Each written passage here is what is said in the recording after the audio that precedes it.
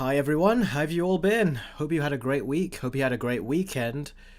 Because it's becoming the summer now, and I do all these videos in my attic, and I do all the editing in my attic and everything, uh, it usually gets very hot up here during the day, so what I try to do now is do these streams at a different time, because right now for me it's about 9:20 in the evening. That's where it doesn't get as hot. It's still hot in this room, but it's not anywhere near as hot as what it's like during the day. So that's why I'm doing these streams at a different time, at least during the summer. The Dark Lord says that he's good, glad to be here for the start of the stream. I'm very glad to have you here for the start of the stream. Oh, Jacob did Happy Mother's Day. To me, every day is Happy Mother's Day, so I don't specify it to one day.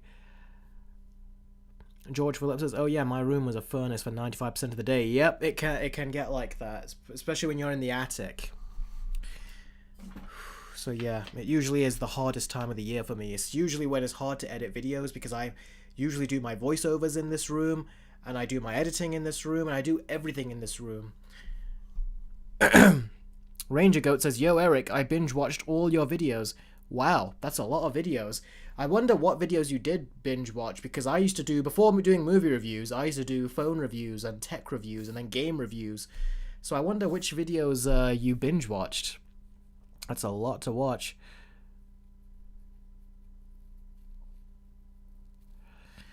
Just reading some of your guys' messages in the chat here.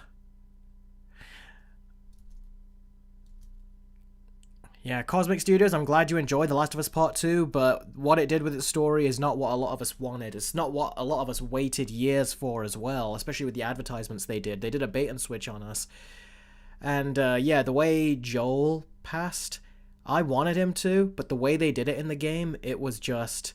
It's like they just wanted to get rid of him and they didn't care how they did it. To the point they made his character stupid and give up his name, even though he knew that a lot of people would be after him and a lot of stuff. So it was very bad, I thought, what they did. It's why I did not even buy the game when I found out. And I watched the first, I think, 2 hours or 3 hours of the game, and I thought, if that looks good, I'll buy it. And it did not look good, so I didn't buy it. Let's see. The Dark Lord says, I got super lucky and my room isn't a boiler room yet. Yeah, that was the frustrating thing, is that last year when it happened... last year when it happened, and the years before, it would usually happen in August when my room starts to get very hot and it's hard for me to work in here, or just hard for me to sleep in here or stay in here. Usually that would happen in August, but not the beginning of May. I feel like I've really been shortchanged on my time there, to be perfectly honest. So yeah, it was frustrating. Jess says, Eric, your Falcon and the Winter Soldier review was intense, and it feels like you hated it. Well, I did hate it by the end. Not just for Disney's hypocrisy and what they're trying to preach versus what they actually do in real life, but just the fact that that show, I was very much anticipating it. I was highly anticipating it. And then in the end, it was so disappointing, and I thought very bad and padded out and everything. It did get me kind of mad and angry by the end, yeah. And that's why I had to take a break from Marvel. That's why I did not watch What If Season 1 or Loki Season 1. So yeah, it really, really bothered me. So much so I had to take a break, like I said, from the MCU. Let's see. Oh, Adam Grunther. Great to see you here. And he's done a... You know, made his appearance on the stream with a $2 donation. Thank you very much. And Adam says, any plans to watch X-Men 97? It's legit amazing. Well, I just recently finished watching The Bad Batch Season 3, so now I've got one of my shows, a slot for TV shows open, so I don't feel like I've got that to watch and then other stuff to watch and then maybe that to watch. So who knows, we'll see what I do. I have heard that it gets crazy, the X-Men show, towards the end. I can't remember, I don't know if that means crazy violent, how it got, but I heard it got crazy. I saw someone post something on Instagram about it. But no, I've not seen it. I'll try to give it a watch maybe at some point, but the animation's really putting me off. It just looks very cheap.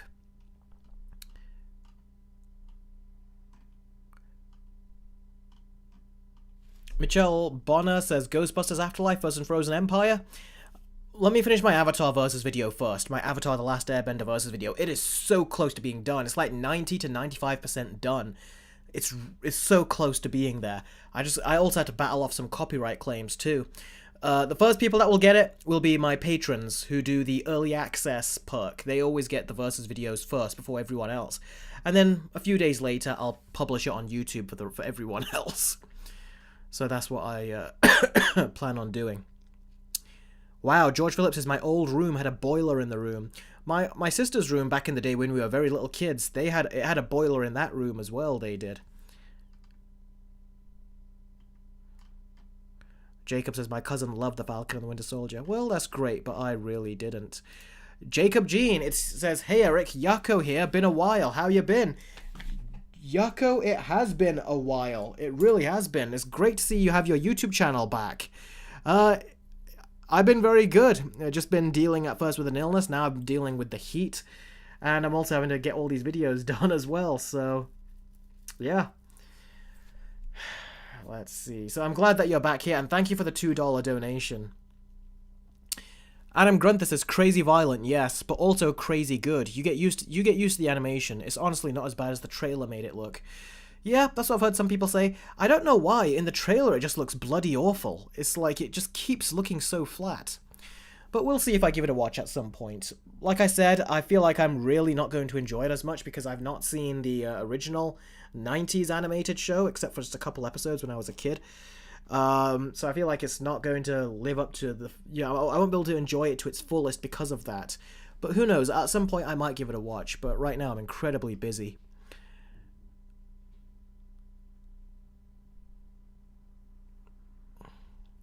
Adam also says, I'd take the X-Men 97 hand-drawn animation over What If CGI animation any day, and I'm someone who likes both of those shows. That's the thing. The X-Men show looks like it's the equivalent of what that What If animation is, but just in 2D, if you know what I mean. It just looks too cheap for a Hollywood animated show. It looks more like a Flash-based show that someone on YouTube, a very talented person on YouTube would make, not a multi-billion-dollar studio. You expect better from them. Let's see. Gwen says, can't wait for the versus video. I can't wait to show you guys. I've been making that through sickness and in health and also through the death of a family member. So by the time you guys see that, I will be so happy because I've been spending a lot of time on that. You'll also be glad to know, you'll notice I'm drinking the water a lot more because like I said, it is hotter here.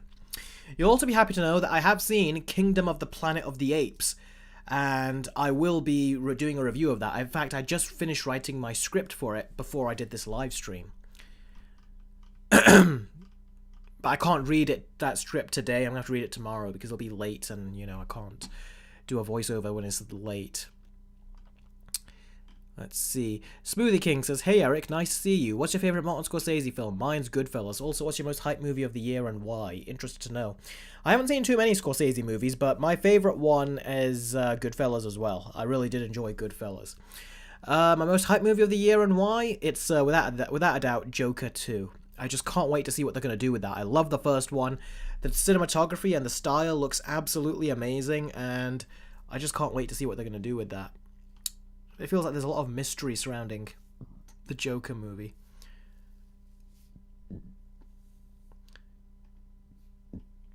Rohan says, thoughts on the OG Teen Titans series, and FYI, I watched the series and I hope David Zaslav gets fired. I hope they renew the OG Teen Titans for 6th season.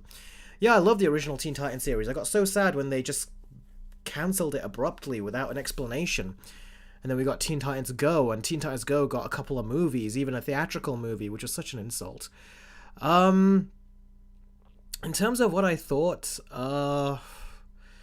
you know what? I don't want David Zaslav to greenlight a season 6 because I don't trust modern Hollywood people, the writers and stuff, to do right by it. I feel like they're going to try to put in a lot of modern day politics and gender politics into it, and I don't want that. If you want to do that, make a brand new show. But if you're going to try to resurrect an old show, you need to make sure that you stick to that show's formula and its style of the time, and you continue that.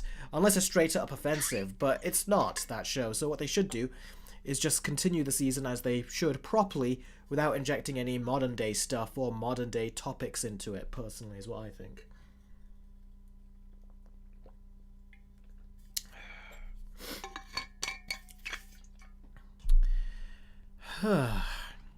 So, the Dark Lord says, so, since you finished the show, what's your favourite episode of The Bad Batch? Mine is the one with Crosshair and Mayday, aka The Outpost. That is one of my favourites. That one, and the one where... I can't remember the name of it, but it's where Commander Cody and Crosshair both team up. And then by the end of it, Cody says that fantastic bit of dialogue to Crosshair when he says, you know what makes us different from droids is that we make our own decisions and we have to live with them too, after they just did something so terrible.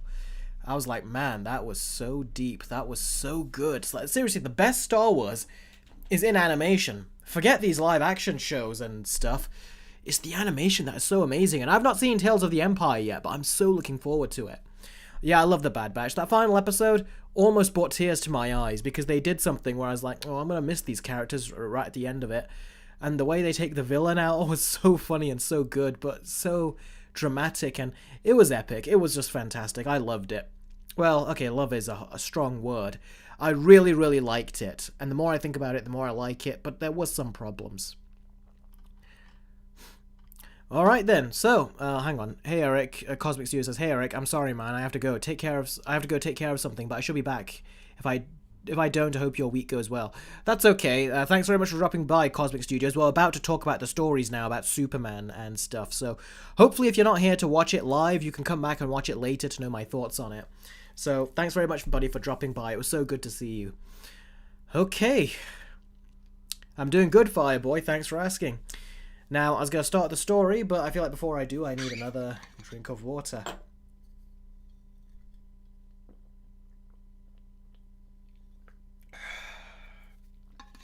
I put like 6 ice cubes in this as well.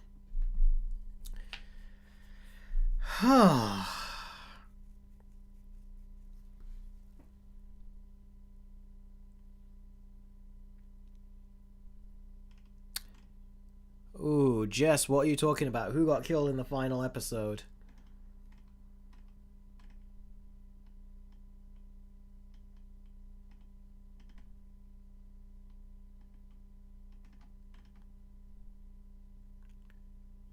Are you guys... Jess says, are you guys happy that Scrappy Doo killed Velma? Did that really happen, or are you just kidding?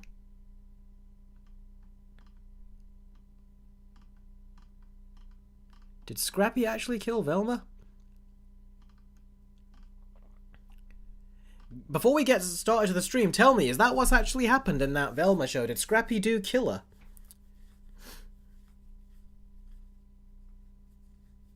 Did that actually happen in the Velma show? Did she come back or something? Holy moly, I feel like that should also be part of the story for this live stream. She did get killed. Whoa. Gwen is also saying he did. Robin saying yeah. Manola says yes, I'm so happy. How come this didn't get trending? You think something like that would trend? Is it the final episode? The finale of Velma? Is that when it happened? Is that the show saying its way of saying that the show is ended?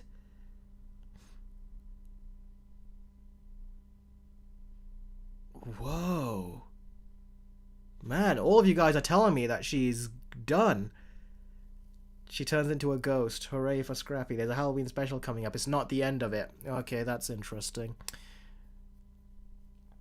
Wow.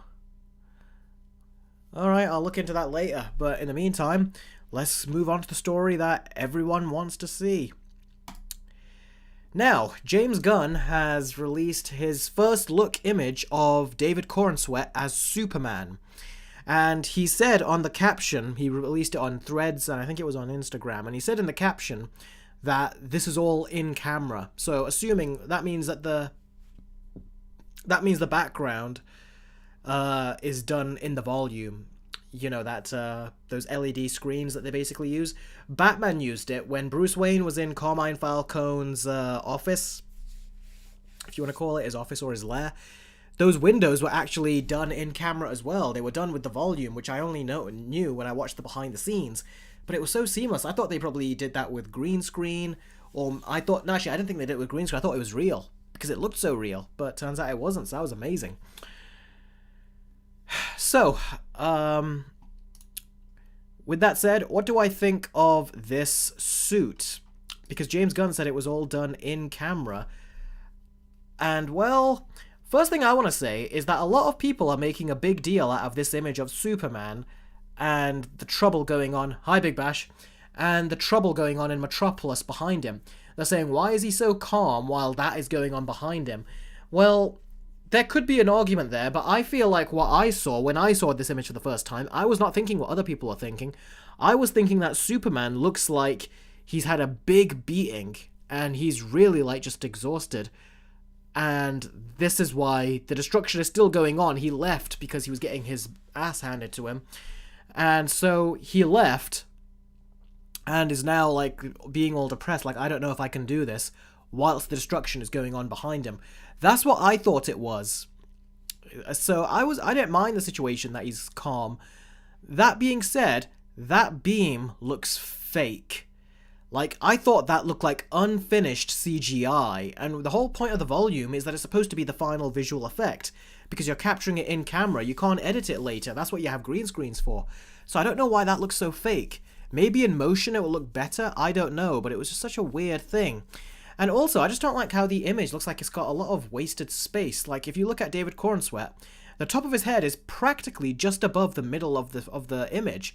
Then the rest of this is like just a bunch of blank space at the top. Yes, Big Bash, this is the first story. So it's a lot of blank space at the top. I just thought that was a bit weird, the way they framed this. And Gwen says as well that it looks like it was made by AI.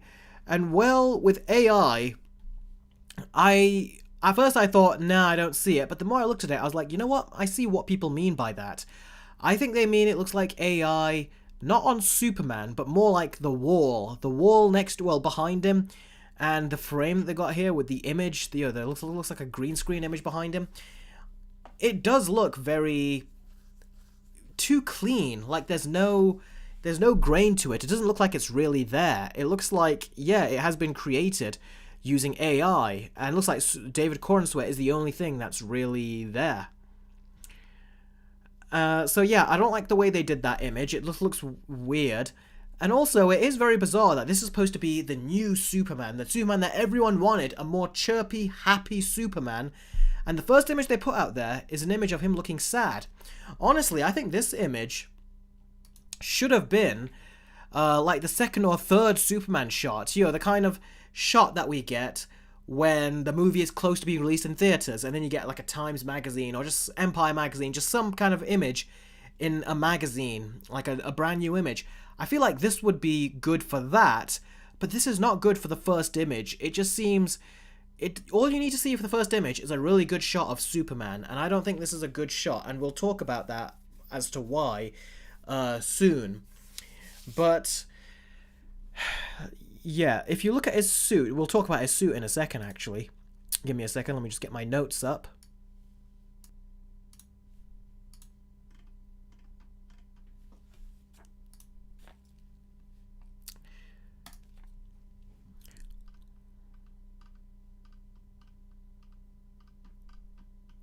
So yeah, that was one of my big problems with the way that he looks in this. This picture is supposed to celebrate the new age of Superman in live action and show what he is supposed to be in movies now.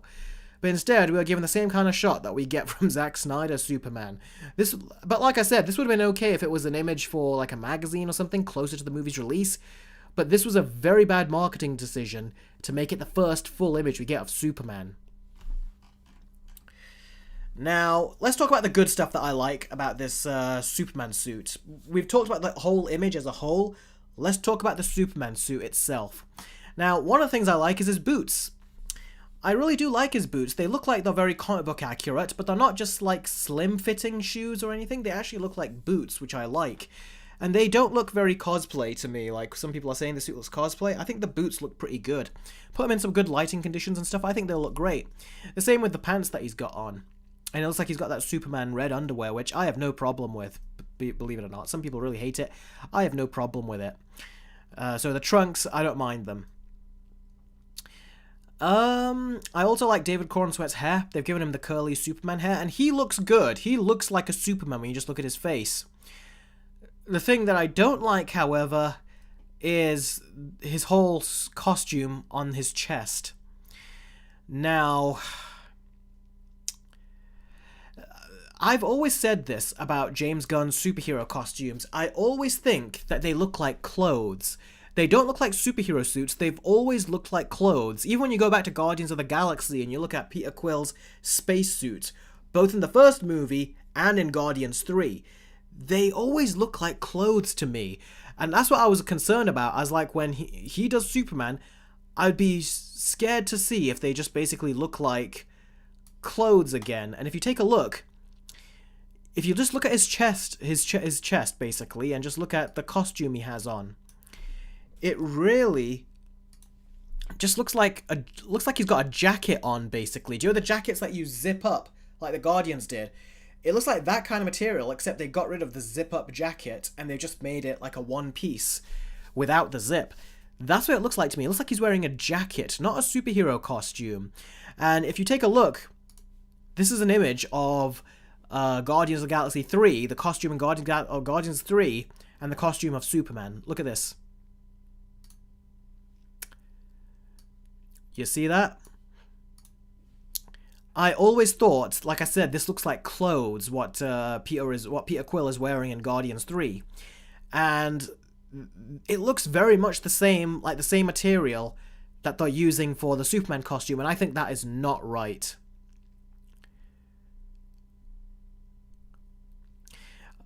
Comic Book King says, how does Star-Lord's blue costume in the third movie look like clothes? Because it just does. Just look at it. Do you see how baggy it is on his arm over here? You can see the creases on Star-Lord's, the top part of his arm, below the red shoulder pad. You can see the creases all over his arm. This is more like what clothes are. To me, Adam Grunther, I do agree. Adam says, I thought he's made plenty of costumes that look great. The Suicide Squad had fantastic costumes like Bloodsport, Polka Dot Man, and Peacemaker. I agree, those are the villains. Peacemaker's costume looks not great, but that's kind of the point when you watch his show and you know what Peacemaker is like. I thought Bloodsport had a pretty good costume. By no means are James Gunn's superhero costumes my favourite, but some of them I actually like. His villain's costume, I thought they were good. But I'm talking specifically about his superhero costumes here. The Guardians' costumes, and now Superman's, they looked too much like clothes to me. They don't look like superhero costumes, and I'll show you comparisons right now. But first of all, just look again at Star-Lord's costume, his chest costume, and then look at Superman's. It looks very much the same, and I hear that it's the same costume designer. Some people said that James Gunn said that he's going to use different department people, not the same ones. I don't know if that's true or not, so I can't say, but he did end up going with the same designer, and you can tell. I like his pants and his boots. His cape is fine as well. It's just the center of his suit, which I don't like. Doesn't look that good to me. Adam Grunther says, also in fairness, there are Superman stories that have Martha be the one to have made the suit. Yeah, in Smallville, she's the one that makes the suit for him there, and that suit looks better than this one. Now, let's give you examples of what other debut suits looked like. Actually, before I do, let's quickly show you this. Now, you're not going to see my face. Let me see. Will you be able to? Yeah, if I move here, you'll probably just about be able to see it. Take a look here. This is a fan-made image right now that you are about to see of David Cornsweat's Superman. You see this? This is something that a fan had made. I'm going to zoom into it so you won't be seeing my face for this portion. You see that? This is something that a fan made. And honestly, if you look at the suit, I actually think the concept looks a lot better of this suit than the one we've got here. Just look at the way the cape is tucked under his shirt. Look at the way it wraps around his muscles. Look at the way it doesn't look baggy. Like if you look at this, like I said, this looks like a jacket that he's wearing over him on the James Gunn Superman costume. Whereas here on the right, it looks like an actual superhero costume. It looks special, luxurious. And the colours are brightened up in a way that look better too. Now maybe his colours on the James Gunn suit will look better when we see it in the final movie, you know, with the actual lighting and everything. But in this shot, I think it looks a bit too dark, the blue colours. Honestly, this is the Superman costume I would want This is the Superman costume that I would want from James Gunn. Now, I'm not saying make a spitting image of this. James Gunn can make his own alterations, but ultimately this is kind of what I would expect. Some of you are saying it looks a bit too much like Christopher Reeve. I agree. That's why I said James Gunn could make some of his alterations. But maybe a hybrid of what he's got and this. But the way he's got the cape going over David Cornsweat's shoulders on James Gunn's picture, there's something about it where people are saying it looks a bit like cosplay, and I see what they mean. Again, maybe in the final movie, that cosplay look will go away and it will look more legitimate. But right now, the image does not look as fun or interesting to me. And also, it hides his muscles. It's like, what's the point of getting the actor to work out so much if you can't even see the muscles, like, through the costume? For someone like Superman, that's part of his identity. When he folds his arms, you see those muscles. So yeah, I'm not too impressed with the shirt or, the chest piece of his costume. I don't mind the S that he has. I actually like that. That's supposed to be the Kingdom Come S, and I like the way it looks. But when you see all the creases on his shoulder, and when you just look at it, the way they lit it, the way they shot it, the way they're giving us this first look image, it's not filling me with any hype like a Superman costume has in the past. Jane the Killer says that padded Superman suit would also work for Captain America. It would make more sense for Cap to have a padded armor suit than Supes. I agree with that as well. Adam Grunther says, in fairness, we don't know that the costume is going to be that dark. The image shows him bruised and tattered. Maybe once we see him in a scene before that, it will look clearer. I agree, that's why I said that as well. I says maybe in the final movie it will look, better with actual lighting and all that kind of stuff. But that's the point, though. The first look image is supposed to get you talking. It's supposed to give you a very good idea and look as to what this style of Superman is.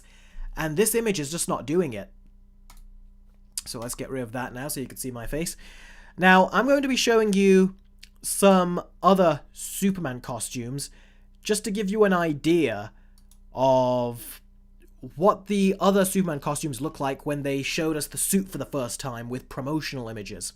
So here is going to be the Superman Returns costume. This is the first image they showed us a long time ago when they were like, alright, here's Superman.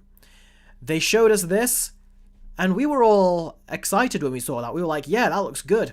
Looking back, looking at it now, I do think this chest piece, I do think it needs to be bigger in Superman Returns, but ultimately the costume looks good, and they've got Superman in that classic Superman pose. That is what it's supposed to be. And then, if you look at Man of Steel, now I remember this Man of Steel image. This is back, like, before we even got news about the movie, before we got a trailer about it. This is the first image that we had for months and months and months and months, and we got nothing else. Where there's a big safe behind him. It was what it appeared to be, and you got Superman on the front with that badass pose. Again, that screams Superman. So, Superman Returns did it well, Man of Steel did it well, and then we get the Superman TV show. And I had to crop this because Supergirl was next to him, but let's just make this bigger. That's the image they gave us of this Superman on the Superman and Lois show. So, take all of those into account, and then when you bring David Cornsweat image into the fold, as you can see, this image just does not hold up. Look at all the others, and then look at this. That is not a good first look image. I mean, even if you were doing we're doing Superman examples here, but if you remember, let me just bring my face on camera so I can see you as I'm talking. Let's just put myself right down here. Now, if you remember, when we got Matt Reeves' The Batman, for example, the image we got of Matt Reeves' Batman, he gave several images of what he looked like and what he looked like next to the Batmobile. It was really cool images. It's like they put work and effort into showing us those images. They were not from the movie, but they showed it to us to say, this is what our Batman looks like. And it was interesting. It was very interesting. And if you look at, I remember going back in the day to Batman Begins, the first time we saw Christian Bale's Batman, it's when he was like on his knees, leaning on like what looked like some sort of metal rail, and you saw his huge cape behind him. That was also a great image. You're like, wow, that looks like a great Batman image. So I'm very disappointed that James Gunn has given us like I said, I've been rooting for him as well. So I'm very disappointed that he's given us this. It's just, that's not an image of Superman that I would want for the first image of the new one. It's not giving me any hype whatsoever. And I am giving it the benefit of a doubt that it will look better once we see it in motion or in a final movie or something. But that doesn't mean that I'm going to just give it a free pass, because I also know that if they put more effort behind it, they could have given us a badass looking image. But instead they've given us this this is a very unimpressive image. This is. I don't know if James Gunn is just not used to this. Adam Grunther, which first image of Batman are you talking about? You're not talking about the leaked set photos, are you? I'm talking about the actual photos that they released, like, you know, officially. It was like 3 images. It was like Batman's Batmobile, and from the back, it was Batman standing next to his Batmobile, and then it was another shot of Batman, like you saw his suit, but not his head, and you saw the armor on his suit. I'm talking about those. I'm not talking about the ones that people showed of him on the motorcycle, because that didn't look good. Everyone knew it didn't look good, but those were not official. This image here of James Gunn Superman, it's official. So, I still think this could be great. I'm not saying that I think the movie's gonna suck now or anything. I'm not saying that, but not at all. But as far as the first promotional image should go, this should look a whole lot better. All you needed was just a happy Superman with his arms on his side, smiling and looking up in the sky or something. Just something that shows what this new Superman is supposed to look like. But this more intense image, and just the way they've done it, the way it's lit, it looks too much like someone just took their phone out, snapped an image, and says, "That's it, we'll use that." They clearly have not put much thought into this when they put it out there for everyone. Adam Grunther says this could be the only image of him they've taken. It's possible there weren't any others to choose from. Then don't do it. Why rush? The movie's not coming out until over a year from now. So you need to look. If it was me, and this is the only image I had, I wouldn't have done it. I would have took an image in the moment, but then I would have looked at it and thought, as the first image that is supposed to give hype for my movie, and I would look at all the other images of other movies that have given me hype in the past. I'd be like, is this image going to give hype if I was the one anticipating the Superman movie? And the answer is no. This would be, like I said, one of the later images you get, but not the first one. So, and by the way, the mass amount of people that were not impressed with this image, and the mass amount of people that were saying, I'm just so-and-so on the image, that pretty much confirms it and just speaks volumes of what people think of this promotional picture. So, I see good stuff. Like I said, I like his boots. I like his cape. I like the hairstyle of David Cornsweat face as Superman. I like his pants as well. I just don't like his suit on the body. Like I said, it just looks like clothes to me. It needed something else. Like, even if you look at Man of Steel, Henry Cavill's suit, I always thought looked great. They needed to light it better, but I always thought, in terms of the way it looked like a luxury costume. This one doesn't. The chest piece, you know, how it doesn't fit his body properly, looks like clothes, does look like something from the CW.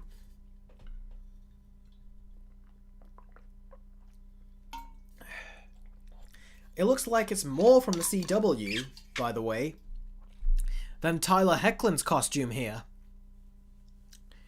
I mean, Tyler Hoechlin's costume, this one right here, I can bring it up. Here you go.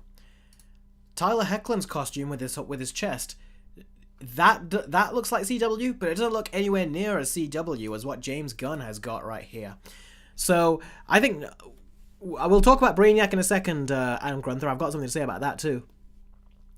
But in terms of the marketing for this, I think James Gunn needs to have a sit down with his marketing department and really needs to talk about what they do for the marketing.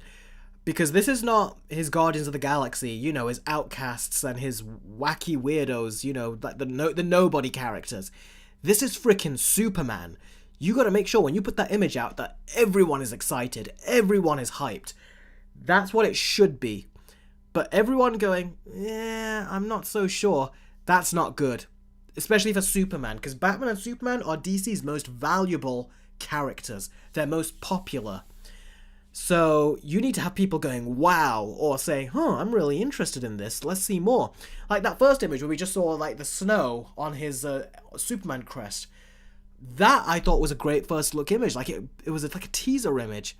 This makes me go, yeah, you know what, I can wait whenever it comes out. If anything, it makes me a bit afraid, like how is this suit gonna look by the end. But like I said, we'll wait and see. So yeah, at the beginning I thought it was okay, and I thought it was above okay, but as the week has gone by and I've had more time to think about it and how it's had a very little impact on me, I think this is actually a bad image. This whole promotional image as a whole, I think is just bad. Straight up bad, this whole image. So, with that said, now it's time to talk about what that beam is in the back. Now, a lot of people are saying, could that be Brainiac? And the first thing I'm going to say is, how many characters is he putting in this movie? I mean, we got people recording the set of this actress who's basically in there playing, like, I think a female villain. We've also got so many heroes in that movie. We've also got the Superman characters, meaning Lois Lane, Jimmy Olsen, and Perry White, and, you know, the others. We've got all them. We've got all the superheroes. We've got that woman who's a villain. We've got Lex Luthor, who apparently is supposed to be the main villain in this. And now we got Brainiac as well. This sounds like one jam-packed movie. It really does. So, yeah, that could be Brainiac. But at the same time, what if, I could be wrong, I just thought of it now, but what if that is Lex Luthor who's got a big machine? Because that's, yeah, Elite, that's what I mean, the engineer. That's the woman I was talking about. What if it's Lex Luthor has created a machine? Because Lex Luthor, for those of you that remember, he actually gets into like a big bodysuit, which is like this robotic bodysuit. What if James Gunn decided to put Lex Luthor in that and decided to give him some weaponry? I wonder. We'll see. But that's another idea. It might not even be what it is, but it was something that crossed my mind because I'm thinking from the storytelling perspective. If Lex Luthor is meant to be one of the main villain in this, is what I've heard, then it would make no sense to then include someone big like Brainiac, because Brainiac needs his own movie. You don't share him with all these other characters. So, I don't know, let's see, what do you guys think? Jacob says, I hope this will be Brainiac, but ultimately, I believe that it will actually be the engineer who will be controlled by Lex Luthor. I don't know, man. Yeah, it's all up for speculation at this point. Patrick Stahl says, I'd much rather have a Superman villain be the villain of this movie than the engineer or whatever. I agree. The engineer does feel like it's just one of those, James Gunn doing one of those things where he brings in like more obscure characters and tries to bring them in. The engineer to me just sounds like a generic villain. Like, do you know when you hear those generic MCU villains? The engineer, from what I've seen of her on set photos and what I've heard what she's like, she does seem like just a generic villain. You want like your Lex Luthor or your Brainiac. You want to come in with a heavy hitter. The engineer, who cares about the engineer? No one cares. So I think James Gunn needs to do better than that. But again, we'll see. Yeah, Jacob says what I thought as well. He goes, I think it's just Luthor using a laser beam. Gwen says, please no Brainiac. It would be early to introduce him. I do agree on that as well.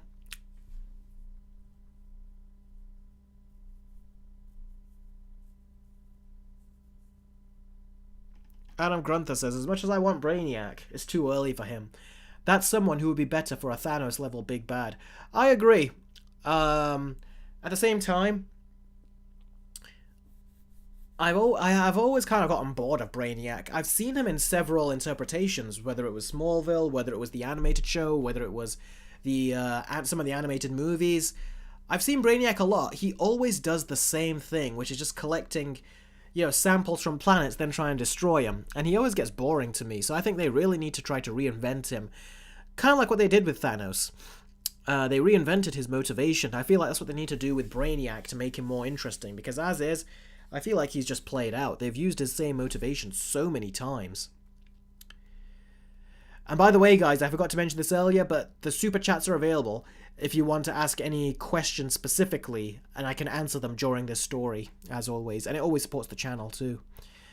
Let's see. So yeah.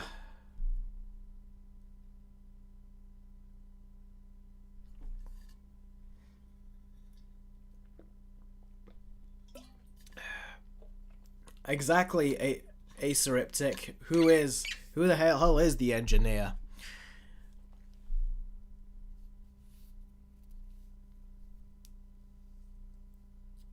Big Bash is like, there is an engineer. Jess, I did like Jim Carrey's Riddler, but he's not great. Not a great version of the Riddler. Well, thanks, the Dark Lord. Yeah, everyone hit the like button if you can. That would be really appreciated for this stream. Noah says, I've heard the suits looking like the new 52 suit with the collar. The lighting doesn't do it justice as well. Kinda weird. Kinda weird image to choose, to be honest. I think it'll be easier to judge in motion. Yeah, it probably will be easier to judge in motion. Big Bash says, Eric, do you think this will be a good movie? At the very least, it should be a good movie, I think, yeah.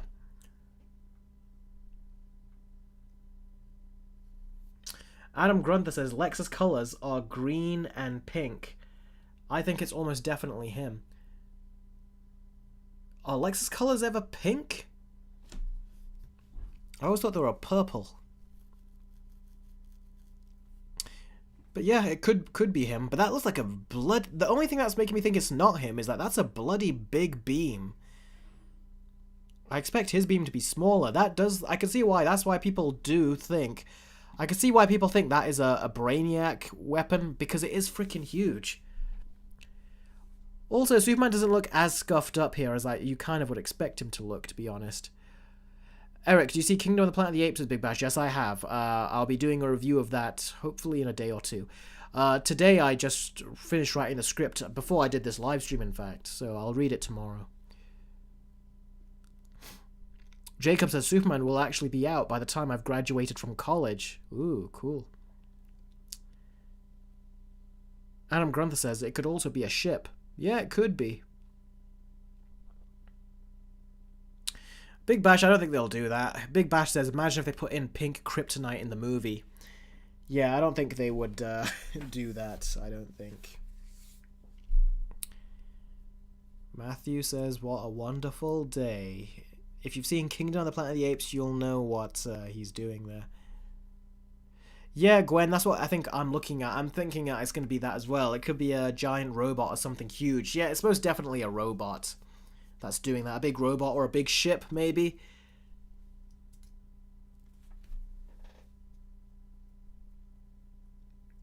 Mercury says, the collar ruined the suit. The suit looks like they threw a bunch of Superman's costumes and ended up with this. Yeah, it kind of does, doesn't it?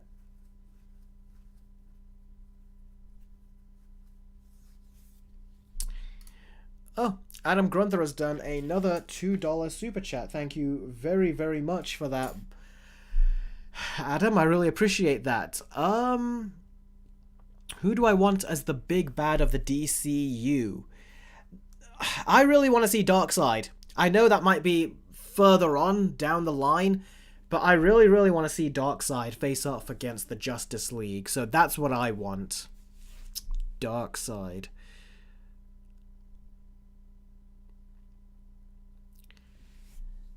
But yeah, do you guys see what I mean, though? When you put all these Superman images together, then you put David Cornsweet together. His image just looks very spur of the moment. And for a first Superman image, that should not be spur of the moment. Like I said, James Gunn, this is not your Guardians of the Galaxy. This is freaking Superman. You gotta do him better than that. Yeah, movie fan, I agree. He says, as bad as the suit is, I'm glad they're keeping the undies. Yeah, I'm glad they're keeping those too.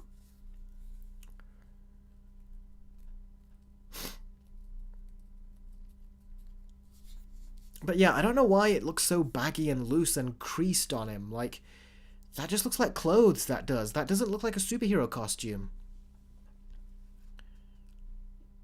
So I hope it looks good. Adam Grunther says, I don't want Darkseid. He's the easy choice. I want Vandal Savage. Vandal Savage can be good, but he'll normally bring together the Legion of Doom.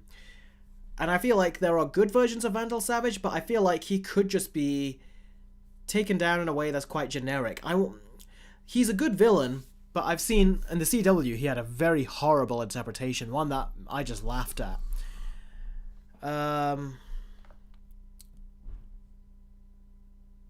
Ray Fiennes would be your choice to play him. That's an interesting choice, Adam. I never would have thought of that. I would think someone with a deeper voice, I would, for Vandal Savage.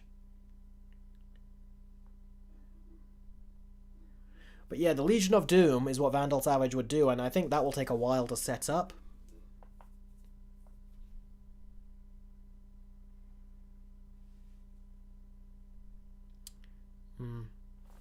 Spirit Hero says, if it's a young Superman first starting out, I can understand if the suit looks a little rusty, but I still think the S should stand out more. The S is not really my problem, it's just that the suit looks like clothes. There's no other way to say it. It doesn't look like a suit. It doesn't look like it's got the legitimacy of a Superman costume. It needs to look better, more like it's attached to his skin. Like you can see these others, it looks like it's wrapping around their skin. This looks like it's just going over him like a jumper. Elite says James Gunn has to treat him like a well-known IP character that needs a great marketing strategy. I agree. Because like I said, this isn't your Guardians of the Galaxy. This is Superman, the biggest superhero in DC. Him and Batman, they're the biggest. So you gotta do right by them. And I feel like this image is just kind of like, almost feels like quickly put something out there. It's fine if he had this image, but plus they've been shooting for a while now, so I'd be surprised if they haven't got more material to basically show us of Superman at this point. And I'm sure they must have done test screenings and test shots and stuff like that. Matt Reeves showed a couple of those, didn't he? Of like a test shot of Batman with the early image of with the early rendition of the theme. That was a cool, just a tease of a thing to show. The thing that was trending and looked like Daredevil. Just something. They must have some more better stuff than this, is what I'm saying. Plus, the actress that plays Lois, I think she said she's already seen David Corenswet in the suit. And James Gunn says that the only images of David Corenswet as Superman are on his phone. So that means they should be available. They should have a lot more images available. As opposed to the ones that they're doing.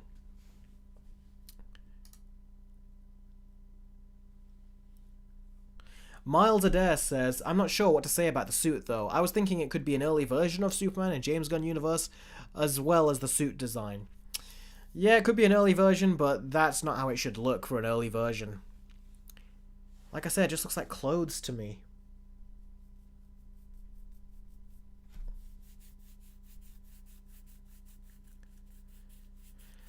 Selena says, I think James Gunn does not want to use CGI, so that's why it looks baggy. No, you don't use CGI. That's not how costume design works. You don't need CGI to make it fit the actor. That's down to the costume department. And that's something that the director needs to talk to the costume department about. But clearly it looks like he was fine with this very baggy look that he has. And yeah, I just don't agree with it. I really don't. And most of the internet doesn't agree with it either. A lot of people, even people that are really rooting for him, and I'm rooting for him as well, a lot of those people looked at this suit and says, yeah, this is not it. That they should have known better than putting this out. And I agree. I think James Gunn did a very bad job with this. It makes me wonder, is James Gunn really putting this by anyone, like a marketing department or anything? Or is he just saying all this stuff on his own?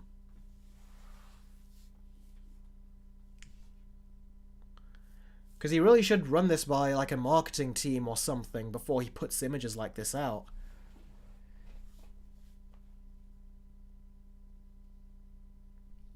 And when he says that this was all done in camera, he's so proud of it. I'm glad that he's trying to do as much as he can in camera. But he's got to do a better job than this.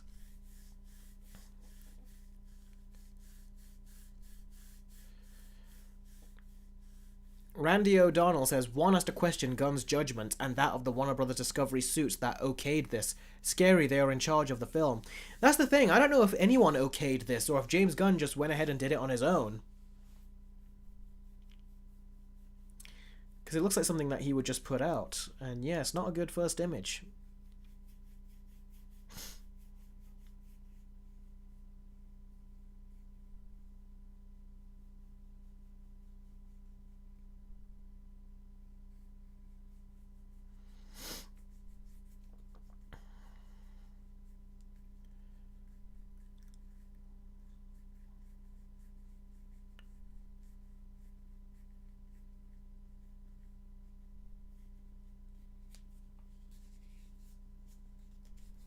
Fireboy says Superman costumes look like the MCU costumes because they have line costumes, and I have line costumes every single time. That's another thing. People are talking about the lines on David Corenswet. Here, let me switch back here. Let me make David Corenswet image bigger. If you look at his costume, there are all these lines on it, and it just looks too complicated. It's like you don't need that much of these like lines all over it. It's like his drawing. I think has it got an S on his shoulder or something? I don't know. It's just they're making it look too complicated in places, and I don't think that works. So yeah, what do you guys think of the lines on his suit?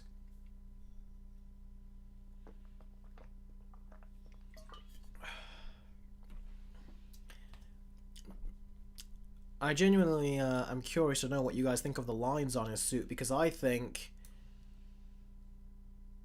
that it's just too much what they're doing. It's like they're trying to put too much elements on the costume. And overall, yeah, it just doesn't look great. Gwen says there are way too many lines. If they remove the lines, it would be so much better. Yeah, I think it would. Superman's costume it's simple, but it's got a little bit of a sophistication to it. That's what they need to maintain. But they put too much stuff on it. It looks too sophisticated, and it doesn't look as simple.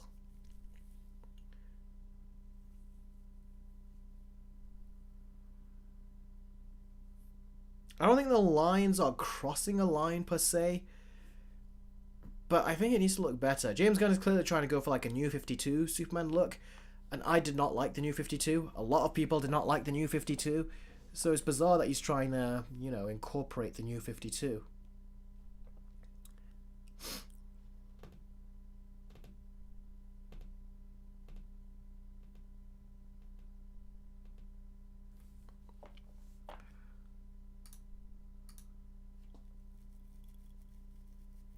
Yeah, Randy, that's another thing which is actually something I don't like, is that this is an ensemble film, not a Superman film, because there's a lot of other superheroes in this.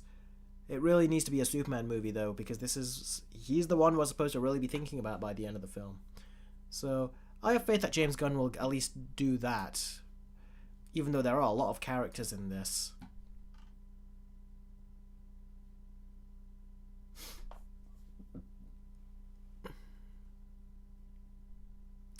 Jacob says, quotes me, says, not that the lines are crossing any lines.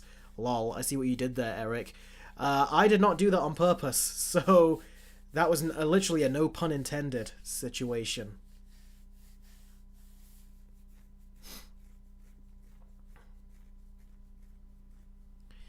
Jess says, Eric, it feels like you defended the Flash movie and thinking it's the best film with horrible CGI. It's not the best film. I said it was an entertaining film. Which it was an entertaining film. And yeah, there was a lot of horrible CGI in the movie, but there was CGI that I thought was good in the movie. There were some good ideas of the CGI in the movie, even though the CGI didn't look great. There were some good ideas, which I really appreciated. And I thought the emotional core of the film, it actually worked for me, I thought.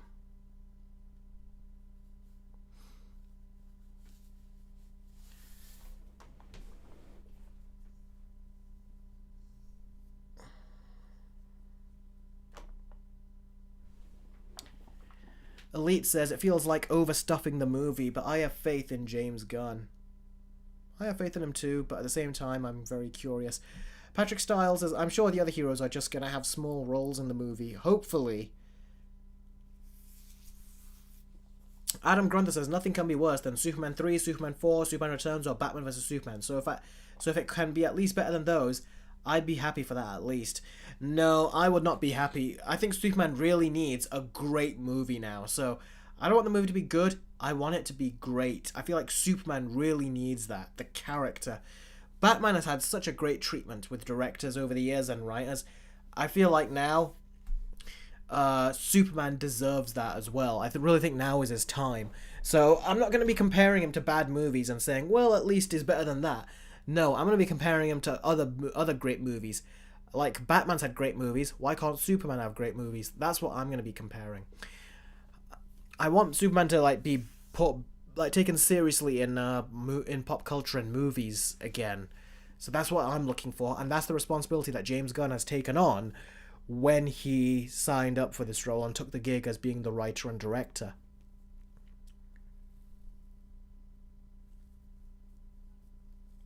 Jane the Killer says, opinion on Man of Steel? I thought it was okay. I gave it a 5 out of 10.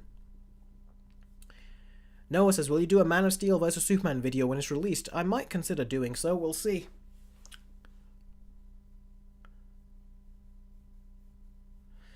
Randy O'Dell says, the engineer is part of the authority. Gunn is using Superman to set up that film. That's the thing, this needs to be a great Superman film. I don't want to see this being done just to set up other films. Unless it can do it, like, you know, set up a sequel for Superman or something. Like, if it can do it in a way that's organic. Adam Grunther says, that being said, the movie's success isn't important for just Superman, but also the DCU. So you need this movie to be great. It can't be a bad start like the DCU had. Exactly. This needs to be great, because if this movie doesn't do well, then that'll put a huge question mark over the rest of the DCU. Especially because this is supposed to be James Gunn, who's supposed to be like the person who's shepherding the whole DCU.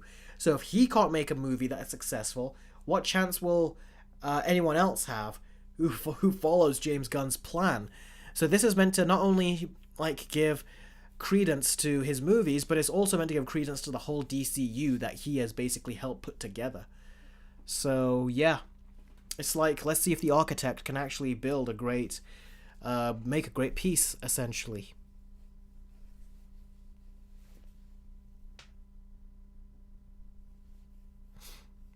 George Phillips says, wasn't that the DCEU's problem? They tried to set up too many things at once and crumbled.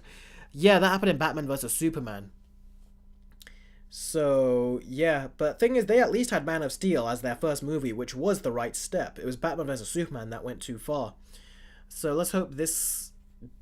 It seems like this is going too far right in the first movie with all the characters in it. And if the engineer is meant to be a setup for the authority, that could be also feeling like it's just setting too much stuff up. So they really need to just make a great Superman movie here. Jane the Killer, I prefer the stealth suits for Captain America. The new S logo sucks. I hear some people are not a fan, but I'm okay with it. Jacob says, Man of Steel wasn't even meant to be the launch anyhow. Yeah, it wasn't meant to be the launch. It was meant to be its own movie, but then, you know, DC looked at the Marvel Cinematic Universe and says, let's try to get a cinematic universe up and running very quickly.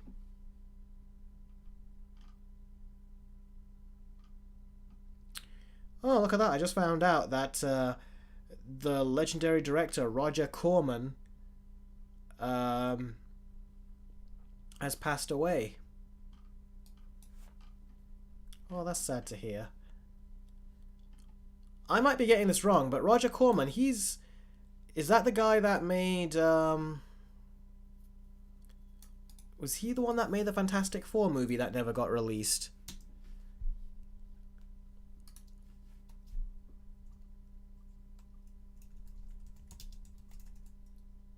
Yeah, Roger Corman made that Fantastic Four movie.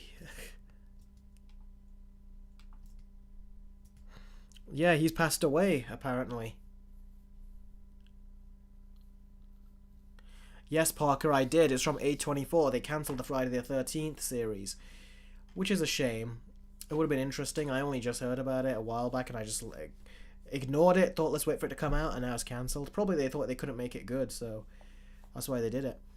But yeah, guys, Roger Corman, the director of many movies, but also the most notorious one being the Fantastic Four film, he's passed away.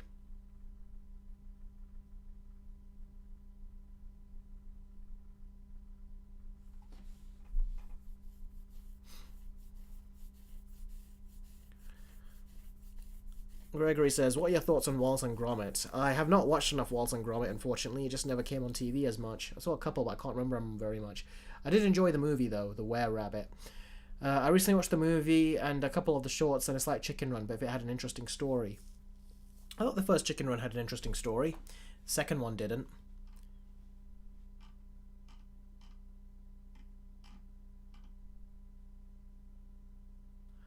Lee, are you doing that on purpose just to annoy me. I don't get annoyed easily, so nice try.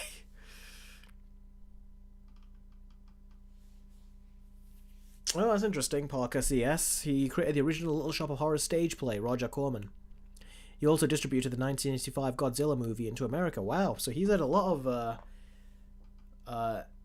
of influence, hasn't he, over Hollywood? But a lot of us just remember him for that Fantastic Four movie.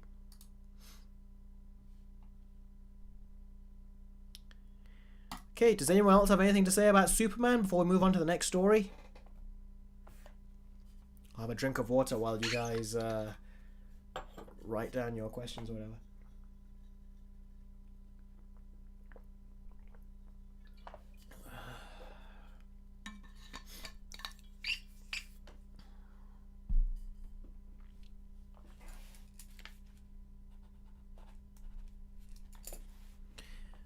Oh, thank you very much, Adam Grunther. That's a $5 super chat.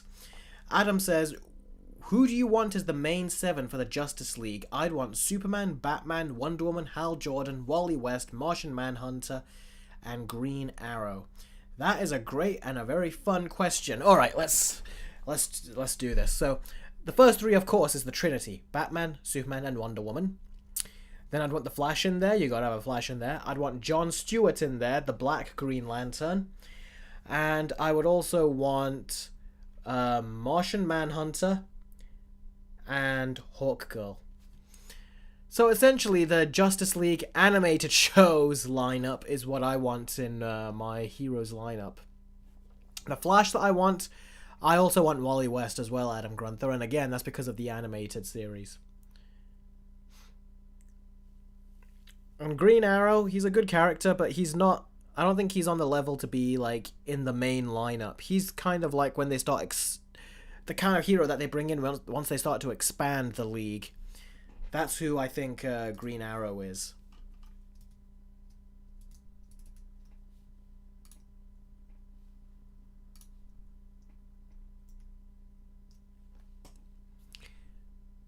Wally West or Barry Allen? Who do you prefer? Says Noah.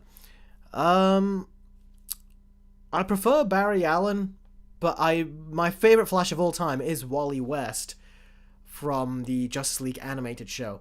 The other Wally Wests are good, like in Young Justice and stuff, but for some reason I don't think they're as good as Barry Allen in those interpretations. But the only best Wally West that I'm aware of is in the Justice League animated series. Brandon Gaming, I can't remember what score I gave Thanksgiving. You have to watch my live stream that I did prior to know what my score is. Gregory, I've still not seen Dune 2. You're saying if so, what score would I give it? I've still not seen it. I'm waiting for the 4K to come out so I can watch it at home. Right now it's on PVOD. I'm not going to buy on PVOD. I'll probably ask a friend. I have a friend who buys a lot of the movies on 4K. I'll probably borrow it from him when he gets it. And then I'll watch it that way. Jacob says, I hope this isn't the final look of Superman's suit. Don't worry, it's not the final look. They're going to do more looks eventually. And I feel like James Gunn, after the response that he got from this, which was not a good response, he'll know that he has to do a better look than this. Thunderlord says, when are you collabing with Unbox Therapy? You're asking that like it's a thing, like it's already been set in stone. That first time I ever heard of that. Jacob, I've not. I've only seen Young Justice season 1 and 2, and I haven't seen 3 or 4. But I've heard that no one talked about it, and that it was just disappointing, is what I heard. Which is a shame because they were setting up Darkseid. Did they ever fight Darkseid in that or not?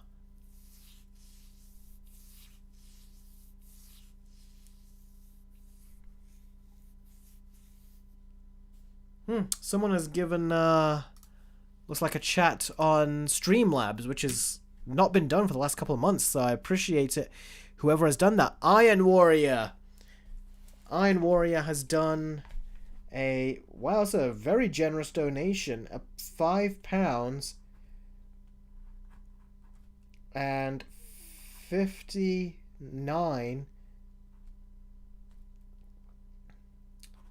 Let me just write that again.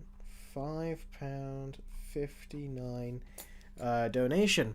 And he goes, hey, been a while. So, what are your thoughts on The Bad Batch Season 3, if you saw it in total? And 2, has the Shotgun show popped up on your radar? And 3, if The Boys Season 4 is the final season, what would you like to possibly happen or conclude? That's a lot of questions. I'll answer the second one first. The Shogun show has popped up on my radar, but I've not seen it yet, so I can't comment on that. The Boys Season 4, the final season, what would you like to possibly happen or conclude? Just conclude all these characters' arcs, including Homelander, Butcher, all of them. Just conclude their arcs, and let's see what happens. You know, which characters survive, which ones die, what happens to Homelander. That's what I want to see. And as my thoughts on The Bad Batch Season 3, I really enjoyed it. Really, I did. I had a ton of fun watching The Bad Batch Season 3. It was so much fun, especially as it got to the end. It started to get dark in places too. So yeah, it was very sad. That final episode got me emotional. I didn't tear up or anything, but it's like you felt all warm inside, like, aw. Then when it ended, you just got sad. The 12 Sons says, fun fact, Demon Slayer Season 4 literally released like right now. Is this the debut episode? If it's the debut episode, then cool. I'll just wait for them all to come out first and then watch them in English when they come out. But anyway, let me go back to Iron Warrior. Buddy, thank you very much for your donation. I really appreciate it. So thank you very much.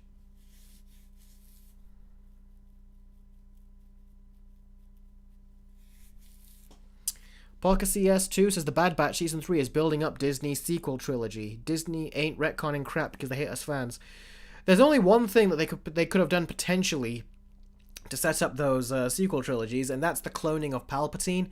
But in the end, that didn't amount to anything. So they really contributed to just clones, and then Project Starlight, they call it, which basically is the Death Star again. So I disagree with you on that one. I don't think that's what happened.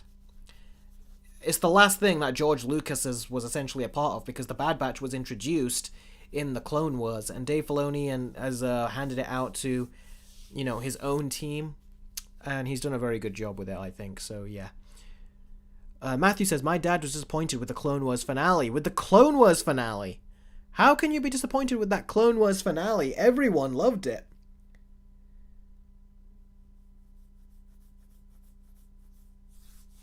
Spirit Hero says, please, no spoilers. I'm only starting Season 1. Season 1 of what? Clone Wars? Bad Batch? Or are you talking about Demon Slayer? Gregory, I've not seen Fantasia, so I can't say. Oh, Adam Grunther has given another $5 super chat. Seriously, thank you very much for the super chats. One thing I never understood about the DCEU is why the Justice League only had 6 members. Shouldn't there be 7? Even The Boys, a literal satire, got that right. Yeah, it's weird. Very weird. Oh, Spirit Hero, you're talking about Demon Slayer. Yeah, don't worry, we won't spoil Demon Slayer for you.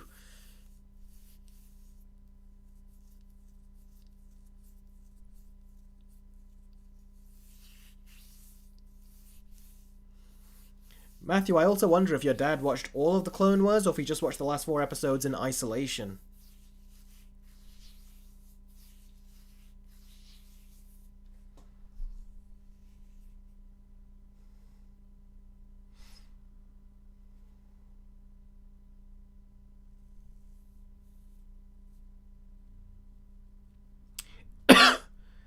Parker, Gen V started out bad in the first episode or second episode, but then it really started to get going and I enjoyed it a lot.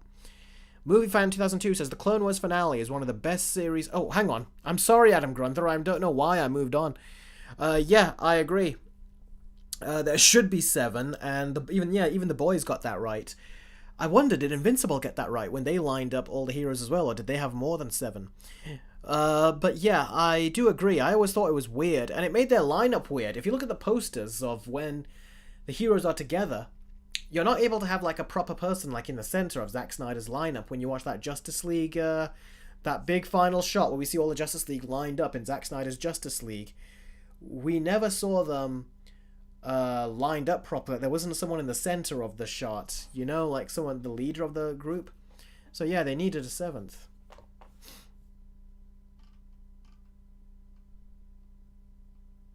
Matthew says he watched all of it and he's a big fan of Star Wars, and he didn't like the conclusion. Wow.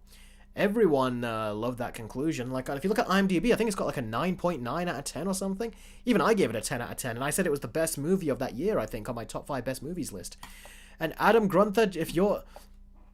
Just when I think you're so generous, you're even more generous, giving another $5 super chat. Thank you very, very much. Like I say, these super chats really do help. Help me do this for a living. They're one of the things that really do help. So thank you very, very much, Adam Grunther. I really appreciate it. Adam says, other than Magneto, who's your favorite villain from the X-Men movies? For me, it's Sebastian Shaw. That death scene with the coin is so satisfying. Yeah, I agree. I would say Stryker from X-Men 2. I liked his motivation. I liked his plan.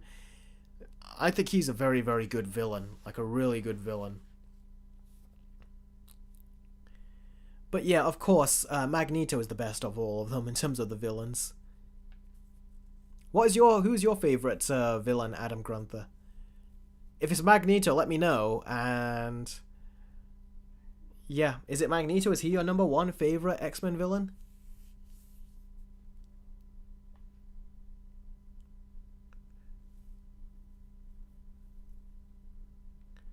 Noah says, what do you think of Crosshair in The Bad Batch? Fantastic character. His arc went to some really dark places.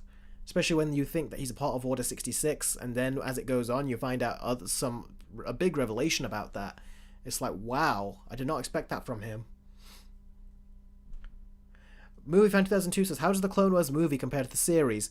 Well, the movie was something that they were all trying for the first time. They were trying to... George Lucas and his team were trying to do the animation style for the first time. They're trying to put it together for the first time.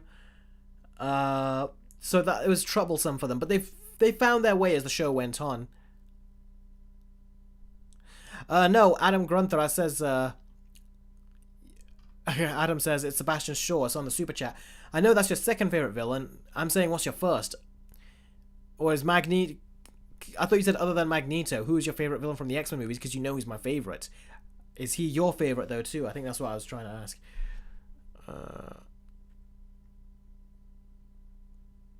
Yeah, Trask in Days of Future Past, Movie Fan, was also really good, but I still think Stryker was really good villain, especially with the actor they got to play him, Brian Cox.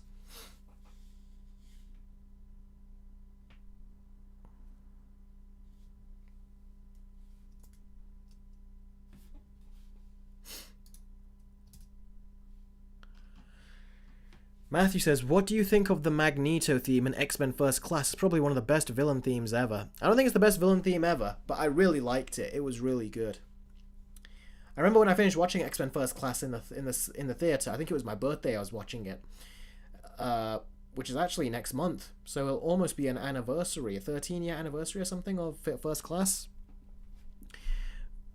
But yeah, remember when his theme played in the credits of the movie, I went back home. When I went home and I looked up that music and I listened to it on my iPod. Back in the day when I used to use an iPod a lot. So yeah.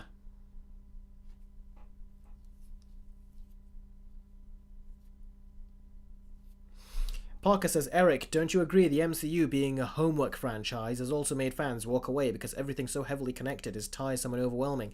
It does feel like there's a lot of homework you got to catch up on, and the homework you got to catch up on is not even fun homework or anything. It just feels like homework. So yeah, that is one thing another thing that has put people off. They feel like it's like when you watch a TV show and you watch that TV show and keep up with all the seasons, but then you miss a season or two. At that point, you're like, yeah, there's too much seasons for me to catch up on, and I'm not going to probably understand what happens in the later seasons, so I'll just probably ignore it. You'll have those one-odd special episodes, which is probably going to be what Deadpool 3 will be, and people will tune in for that, but then when the story continues, they'll just tune out again. MoveFan 2002 says, I'm surprised Peter Dinklage wasn't a dwarf in any of the Lord of the Rings or Hobbit movies. Well, ask him if he wants to play a dwarf in Snow White. He'll probably just say, oh, that's offensive. Well, look at what has happened now with Snow White. Adam Grunther says, Kevin Bacon's Sebastian Shaw is a super underrated villain. If a movie can get me to if a movie can get me to hate a villain that much, that means for me at least the villain has done so well. Tell me about it. His first scene with Magneto, with young Magneto, really makes you hate him. Huey Toonmore says, Eric, will you do a Let's Watch video on X-Men 97? The show started out great, but I feel it won't stick the landing if the previous 2 episodes are any indication. No, I won't be doing a Let's Watch or even a Let's Binge Watch on that. I'm going to continue my Invincible Season 2 Let's Watch on Patreon. Because I've just, like I said, I was sick and then I had to catch up on a lot of work and then we had a funeral to go to. I've not been able to catch up or continue, doing Invincible, but I do want to get back to it. And that's the beauty of doing these Let's Watch episodes with you on Patreon, is you get to see my reviews of these shows kind of like in real time as to when I watch these shows. So yeah, that's what I'll be doing. Ruri Gray says, will you do a versus video of the Planet of the Apes?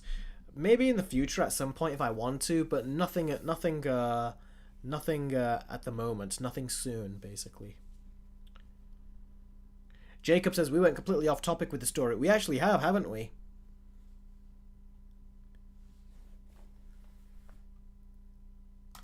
Alright then, let's move on to the second story. I can finally be back in the center of the screen again now. Ugh. Felt so restrained and stuff. Hang on, let me have another drink of water. I'm almost running out now. That's a record for these streams.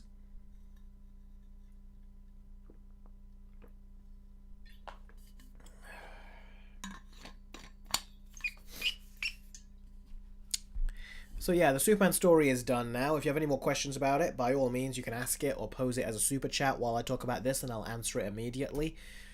But this is a very, very brief story we're going to be talking about. So, yeah. Mando and Grogu.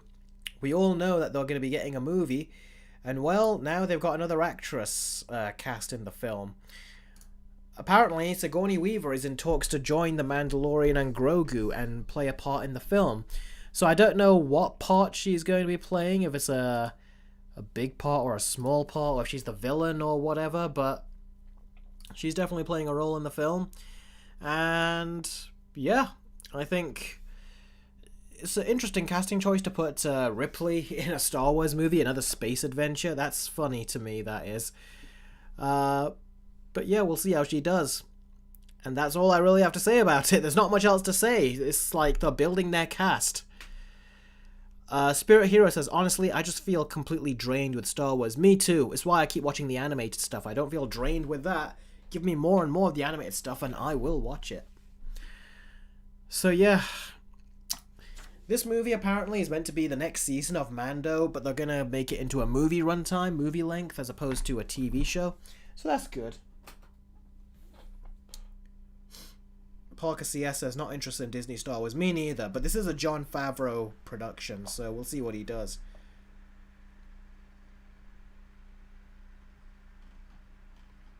Noah, I've not seen Tales of the Empire, so please don't describe to me what happens in it.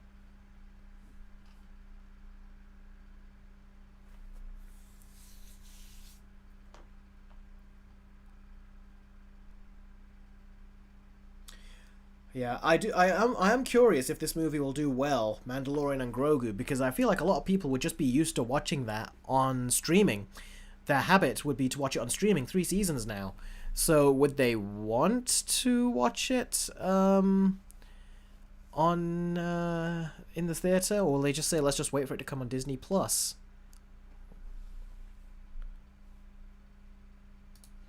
So yeah, I'm curious about that.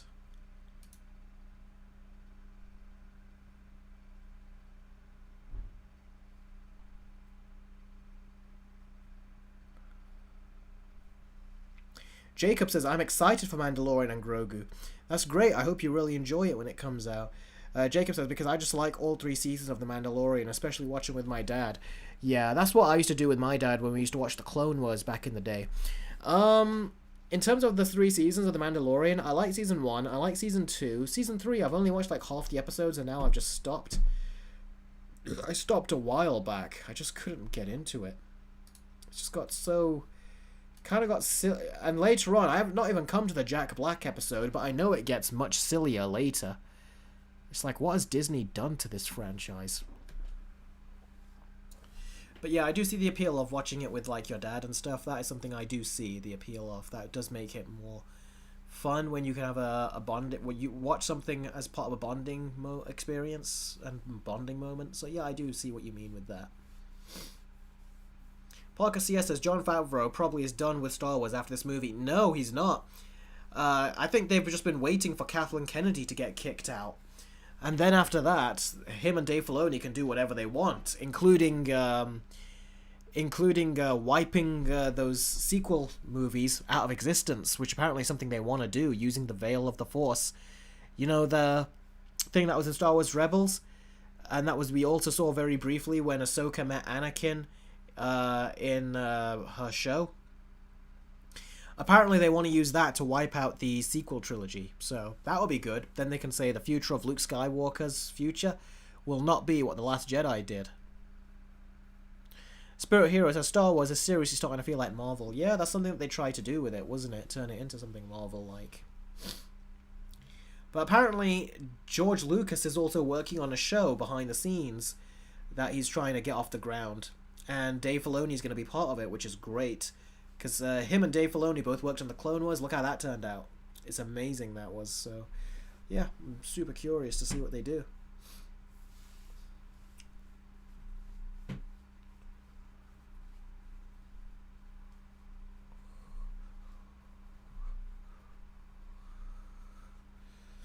Boba Fett was Mando's 2.5, season 2.5. Yeah.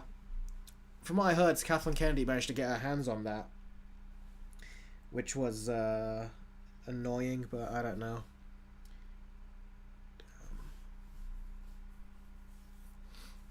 Parker CS, no he hasn't. I don't know where you're getting that or where other people are getting that Dave Filoni is pro-Disney sequels, he's become a feminist. No such thing. If you've watched the Clone Wars and you've listened to him talk about Star Wars, the sequel movies go against everything that he has, pushed for Star Wars. He's very much someone that believes in George Lucas's vision and has followed it. So no, I do not know where you're getting that from. I don't know where this forced rhetoric is coming from. I think it's coming from people that are just trying to find stories, just outrage stories about Star Wars. You're getting idiots out there that are trying to do that, and they are the ones that are trying to make it seem like Dave Filoni is the evil one. He's not.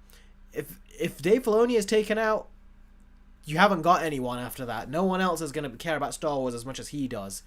So he needs to stay on. It'll be in all of our best interest for him to stay on. And you need to watch the Clone Wars and his Rebels show and Bad Batch to know just how much his Star Wars is so much better. Even his Tales of the Jedi. You really need to see that to know how amazing his Star Wars is. And his Star Wars, to me, is my favorite Star Wars, his animated shows, particularly the Clone Wars. And George Lucas still wants to work with Dave Filoni. Jon Favreau hired Dave Filoni. Do you think they would do that if he was a shill for Kathleen Kennedy? No. So, you've got no proof of that. That none of that is true. Dave Filoni being pro-Disney sequels, he's become a feminist. There's no proof of that, so yeah, I completely disagree with that viewpoint.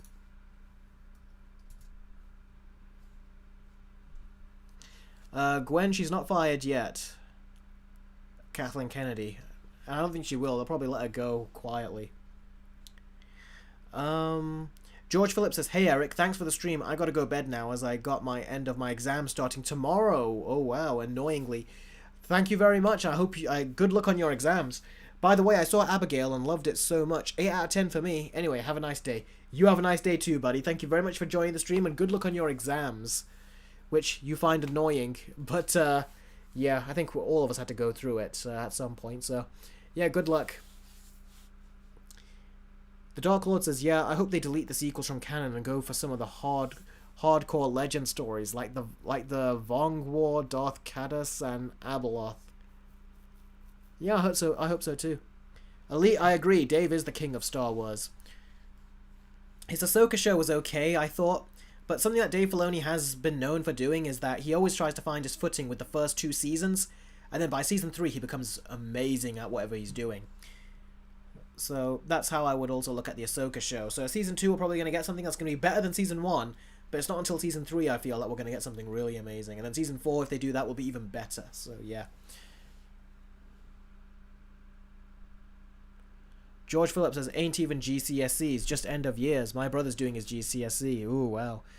Yeah, that takes me back. That does, to when, you know, those were the worries there. Noah says, seems like Mark Strong will be in Matt Reeves' The Penguin. Wow, Mark Strong will be in that.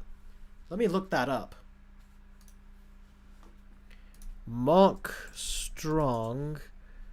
Let's see if there's any news about him.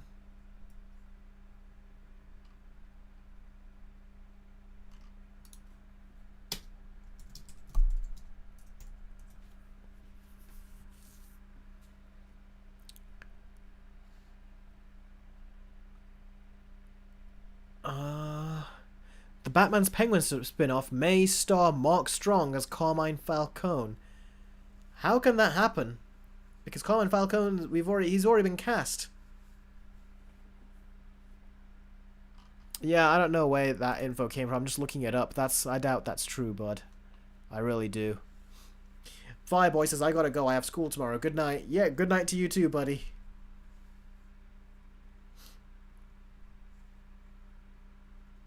The Dark Lord says, looking at where the Ahsoka show left Balin off, we might get an altered version of Abeloth very soon. Who knows, we might. But yeah, I'm very curious to see what they do when Kathleen Kennedy is pissed off.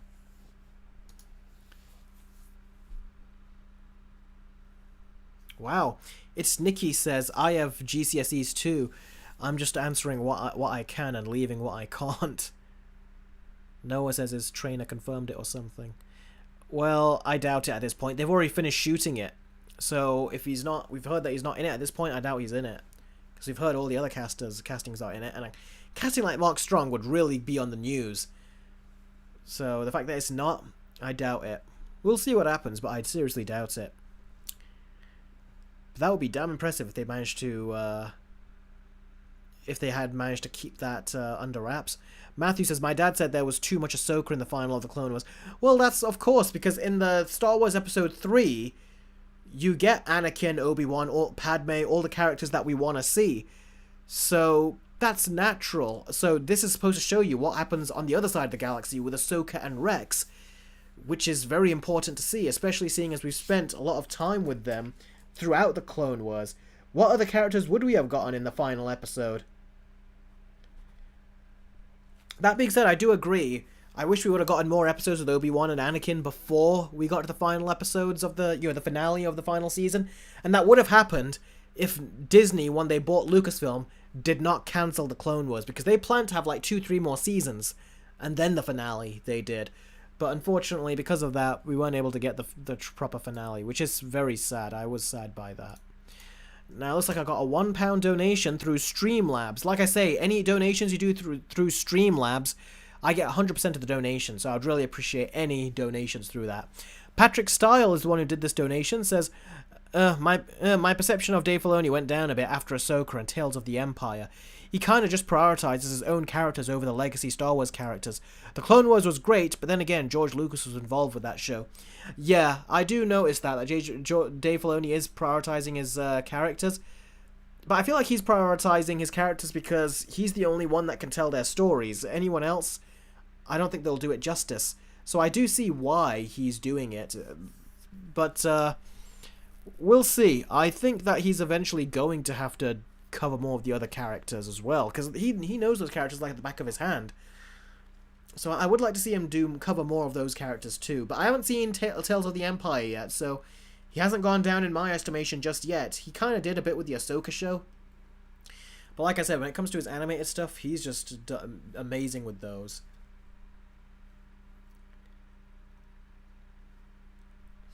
Trevor Bristro says, Eric, I got a topic. A new Lord of the Rings movie set in 2026 with Andy Serkis directing and returning as Gollum and Peter Jackson as producer.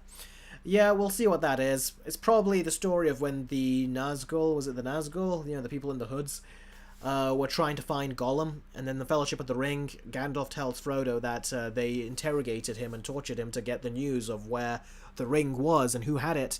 And then he said Shia Baggins, so maybe that's what it is. The Search for Gollum or something, is what the work in progress title is called. Probably that's what it's going to be about, but we'll see. It'll be cool to see what modern special effects can do with Gollum, if they can, what they can make him look like now. That would be very interesting. Sandman 2000 says, Ahsoka was good, but let's be real, Clone Wars should have been the end. Yeah. Actually, no, Rebels. Star Wars Rebels is the show where Dave Filoni says that he originally wanted to kill Ahsoka by having Darth Vader kill her, but then he brought her back afterwards when they found out they were going to be making more Star Wars, and he thought that he can do more with her. But originally, he goes, that was where he planned for her to die, which is cool. Matthew said he still thinks it was a beautiful ending for the Star Wars series as a whole, and thinks if he watched it again, he'll like the ending more. Okay, cool. But even if he didn't like it, that's still his own prerogative. That's perfectly fine. But yeah, I thought that was a great way to end it, because it gave an ending to Ahsoka, Rex, and the clones. And it really showed, when you saw their graves, that it was a tragedy, that they were forced to do something, and they were also victims of the Emperor. And seeing their graves was so sad, seeing their brother, Rex, like, tear up for the very first time when he found out what has happened to his brothers. That he goes, that those soldiers, my brothers. When Ahsoka says that there's too many of them. Besides, I don't want to hurt them.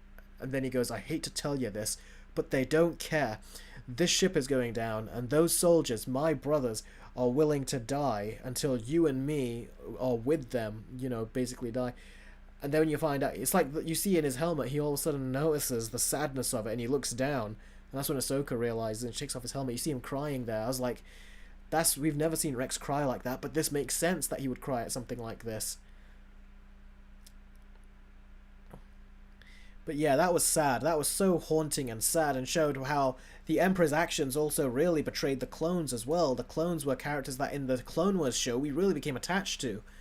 And yeah, it was so sad.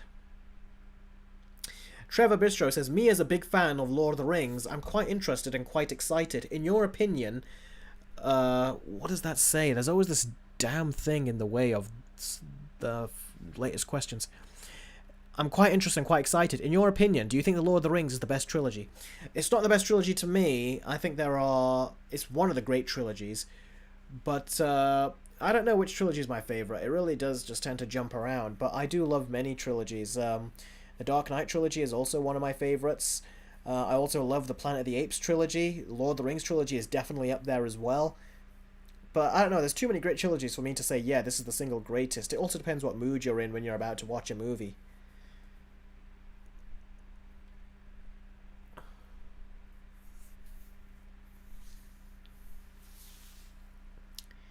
Patrick Stiles says, to be honest, I just really want something focused on Luke for once and actually be good after how he got completely botched by the sequels and even Book of Boba Fett.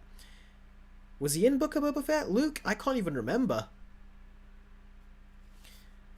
But yeah, I do want another Luke-centric project, although Mark Hamill, with the stuff he's doing, he's practically joined the dark side now. So it's like, yeah, maybe I don't want to see Luke Skywalker portrayed by Mark Hamill because he's just a pawn. He's like, in real life, he basically supports the Emperor, so yeah. The evil Empire is who he supports. Sandman 2000 says, is the Planet of the Apes movies that good? I never watched them. Yeah, Rise of the Planet of the Apes, Dawn of the Planet of the Apes, and War of the Planet of the Apes are fantastic. They are one of the great trilogies out there, they are.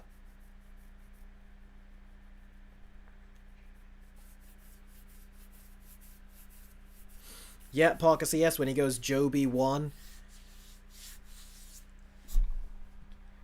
I was like, how pathetic. Like he's saying that he's like some kind of hero, when really he's a Sith. He's a member of the Empire. Put him up there with the Emperor, not Obi-Wan. Like freaking stupid. Trevor says also just got out of Kingdom of the Planet of the Apes, and I'll say it. All I can say, and I'll say is Apes movie's strong. It's really good. Yeah, I've got thoughts about the Kingdom of the Planet of the Apes movie. You have to stay tuned for my review, and then I'll tell you what I thought personally. Jacinda says, I'm sorry, come again about Mark Hamill. What's he doing? He's supporting Joe Biden, who is basically like the real-life emperor, or the real-life Fire Nation, you know. And he's constantly going in the White House and being happy. It's like, imagine if you went to Putin's office or you know, his place, and then said, "How about we call you Obi-Wan to Putin?" Basically, that's what he's doing, but with the American warmongerer. So yeah, he's basically joined essentially the Empire.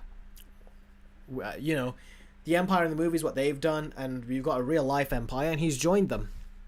He's fully in support of them. So he's not a Luke Skywalker in real life. He's really, well, I don't swear about people and, you know, behind their backs and stuff, but let's just say he's a lot of words that I would not consider flattering.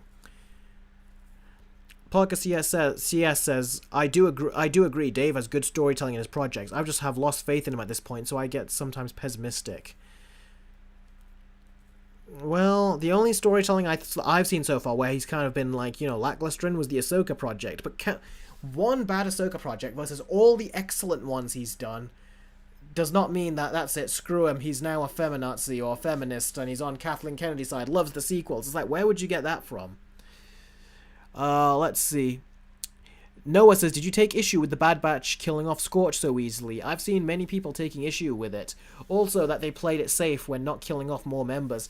I did think some of them were going to die, so that didn't happen. I wasn't too sad about it, because they did kill, Tech. Oh, I don't want to say this stuff in case people have not watched, but they did kill one of the characters off in the previous season. And so they stuck with that. Some people are saying that character could be alive still. They could easily bring him back. And in the end, they didn't. So that character did die. Killing off Scorch so easily, it did cross my mind, but it didn't bother me much. But I can see why it would bother people.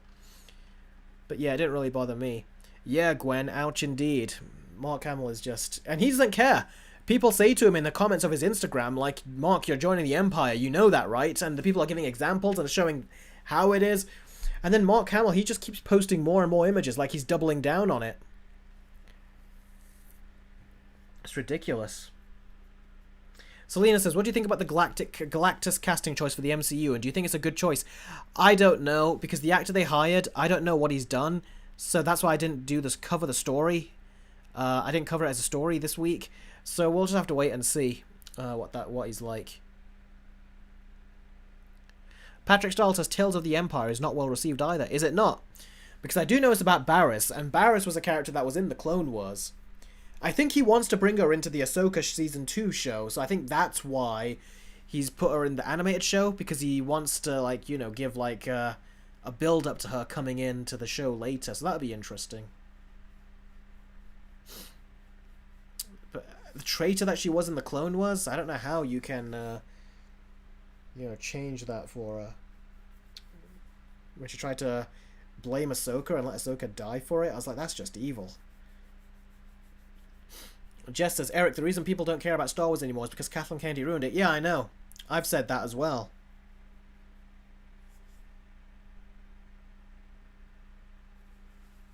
Jacob says, what is your favourite and least favourite Star Wars movie? My favourite Star Wars movie is Episode 5. My least favourite is Episode 2. But if you want to count the sequel trilogy in there, my favourite is 5. My least favourite is probably The Last Jedi. Really, it's The Rise of Skywalker, but The Last Jedi caused so much shit that I'm going to cut The Rise of Skywalker some slack, because The Last Jedi gave The Rise of Skywalker nothing left to go off of and to conclude. So, yeah, The Last Jedi.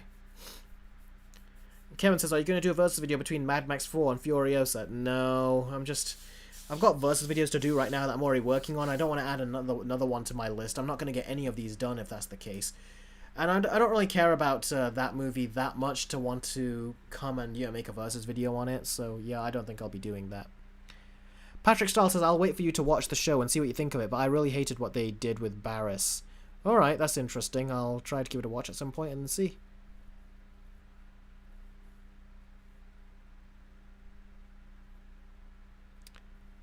The Acolyte will flop, said Parker CS. Yes, it will, because that's the last Kathleen Kennedy project. Parker CS2 says, thoughts on Drag Me to Hell? I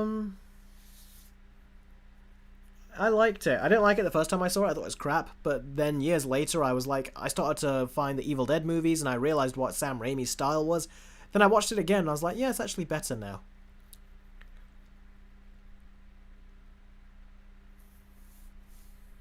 Trevor Bistro says, has your opinion on The Force Awakens changed? Yeah, I give the movie a 3 out of 10 now. just didn't amount to anything. The choices they made did not pay off, so watching it again, it just feels like a pointless movie now.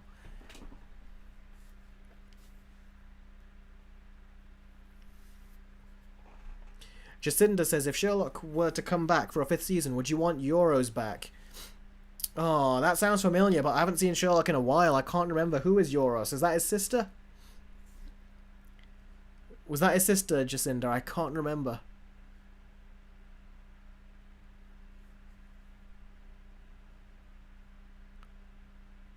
Yes, Joey, I have seen Kingdom of the Planet of the Apes, and I just finished writing my review for it before I did this live stream.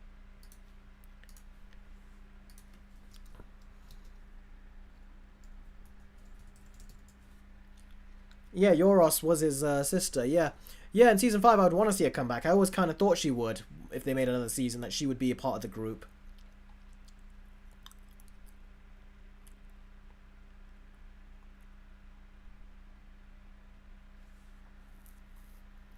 Parker CS says, it's more of an Evil Dead movie than Evil Dead 2013 and... Ease? Or whatever he's there? I don't know what that is. Okay, no, well, that's interesting. Like I said, I will watch it, so... Yeah. Selena says, I recommend The Green Knight. It stars the actor who is going to play Galactus, so you can get an idea on how he is going to be like. Okay, Green Knight. I've heard of that movie. Looks like I've got another Streamlabs chat, and it's, wow, it's $10 from, let's see, Iron Warrior again. Thank you very, very much, buddy. I've always said that these super chats really do help, so thank you very much. A £7.99 super chat. Have you heard about the release schedule of Cobra Kai? Eliminating the sequel trilogy. What is your least favorite movie and why?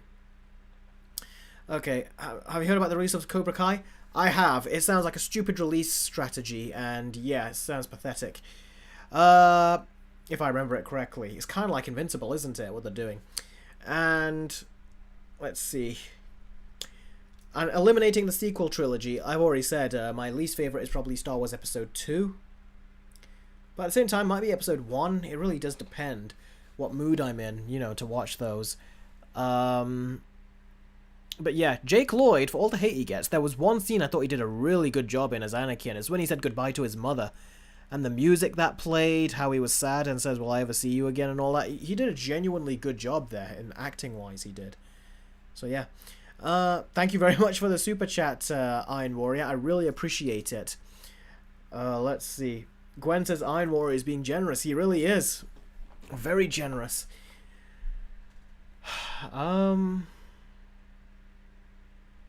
Let's see. Aurangzeb Khan says, any upcoming videos that you're announcing? The only upcoming video I'm announcing, which I've already announced earlier on in this stream, is my Avatar The Last Airbender Versus video. It is 90 to 95% done at this point. And I've been battling copyright claims in the early versions of the video, just, you know, to get them done sooner.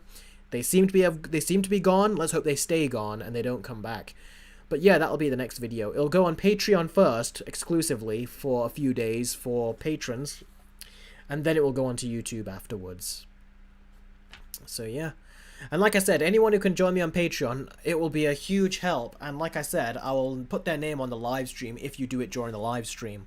But yeah, if I can get, like, out of all my viewers, if I can get, like, just 1,000 patrons doing a $1 perk, that would be enough to really help the channel.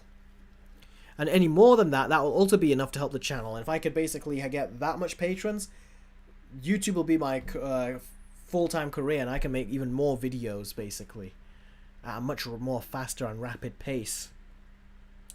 Trevor Bistro says, I was not a fan with the prequels from the start, but strangely, the Clone Wars show made me appreciate them a bit more. Special thanks to Dave Filoni. Yep, that happened with a lot of people. The prequels do feel validated by most people because of the Clone Wars. The Clone Wars really did help in that regard. Kevin, there is a lot of different perks I've got, but they start at $1. And yeah, so you can go, and each of them give you different perks. So you can check them. They go very low, they can go quite high, but it all depends on what you want to get and what you can afford and what you want to donate. So it's in the. I would definitely. Let me see. Shall I put it in the chat for you? Here you go. I'll put it in the chat, and anyone who wants to see my Patreon page, just click on that link and it will take you right to it, and you can see all the perks that are there. And like I said, if I get just 1,000 people doing it out of all my viewers, then that's it. That means I can my YouTube channel will be my full yeah, for $1 a month or even more, 1,000 patrons will really make my YouTube channel a full-on career for me. And you'll get perks as well, like my trailer reactions for $1 a month. But like I said, read through my perks and you'll see the different perks you get for the different prices and stuff. Matthew says, will you do a versus video between the original Twisters and the new Twisters? I have not even seen the first one. That's a movie that completely escaped me.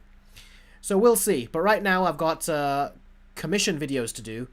One of them is going to be Puss in Boots 1 versus Puss in Boots 2, which I've... after Avatar The Last Airbender, I'm also working on that. So yeah.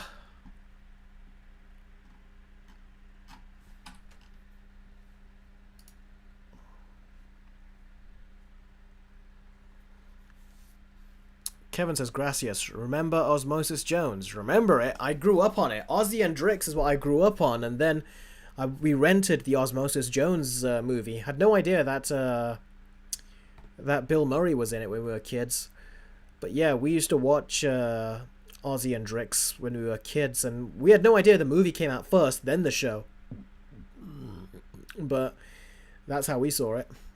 The show was a spin-off of the movie. I didn't know that when I was younger.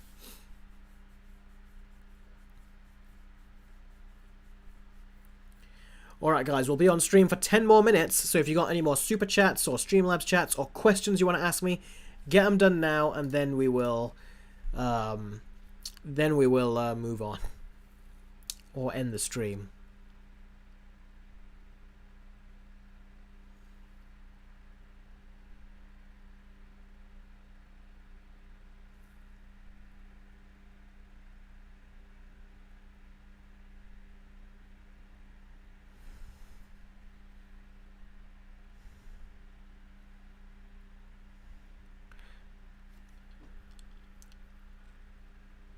Oh, Gwen, you're already in the Patreon. Oh, that's great.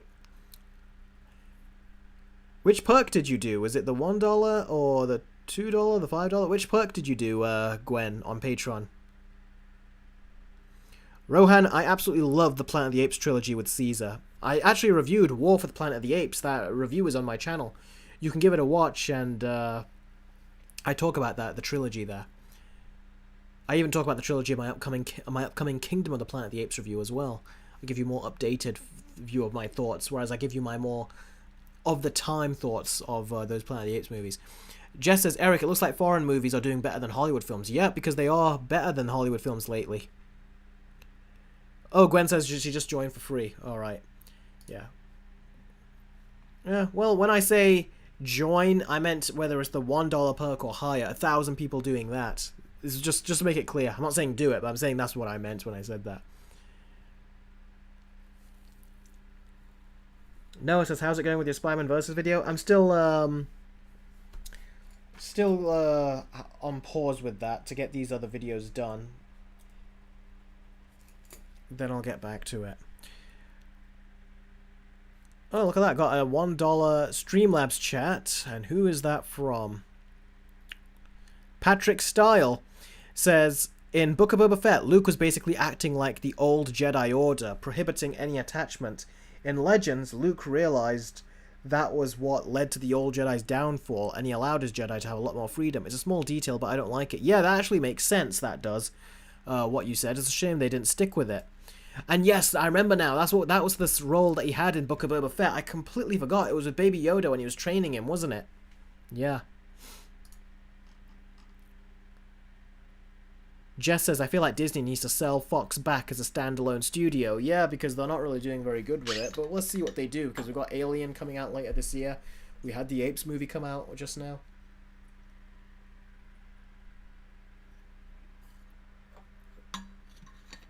Yeah. Zaidan says, have you watched some Studio Ghibli films? No, I haven't.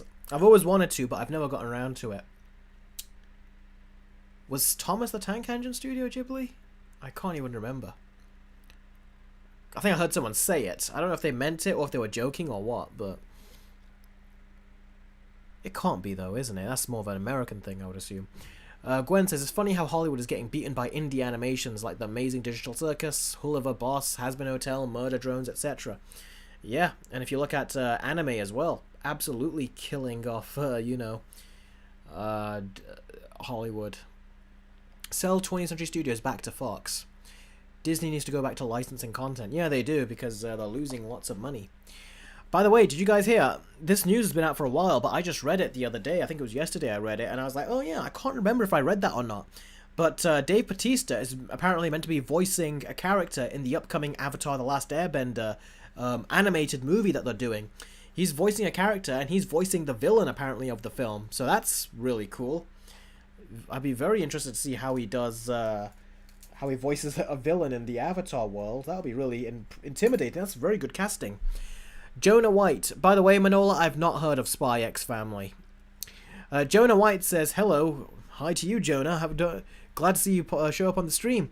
Do you have any idea when Godzilla -1 movie comes out on digital? On a side note, I kind of enjoyed Godzilla X Kong. Yeah, there is something to enjoy about it, definitely. The stream is ending in 6 minutes, Gwen. Yeah, there is something really to enjoy about Godzilla X Kong. There's a lot of great entertainment in there. But stay tuned for if I do my versus video, and then I'll talk about it more. Trevor Bistro says, Godzilla X Kong 3 now has a writer from Across the Spider-Verse. I heard the writer was not Across the Spider-Verse. I heard the writer was from Shang-Chi and the Legend of the Ten Rings, is what I heard.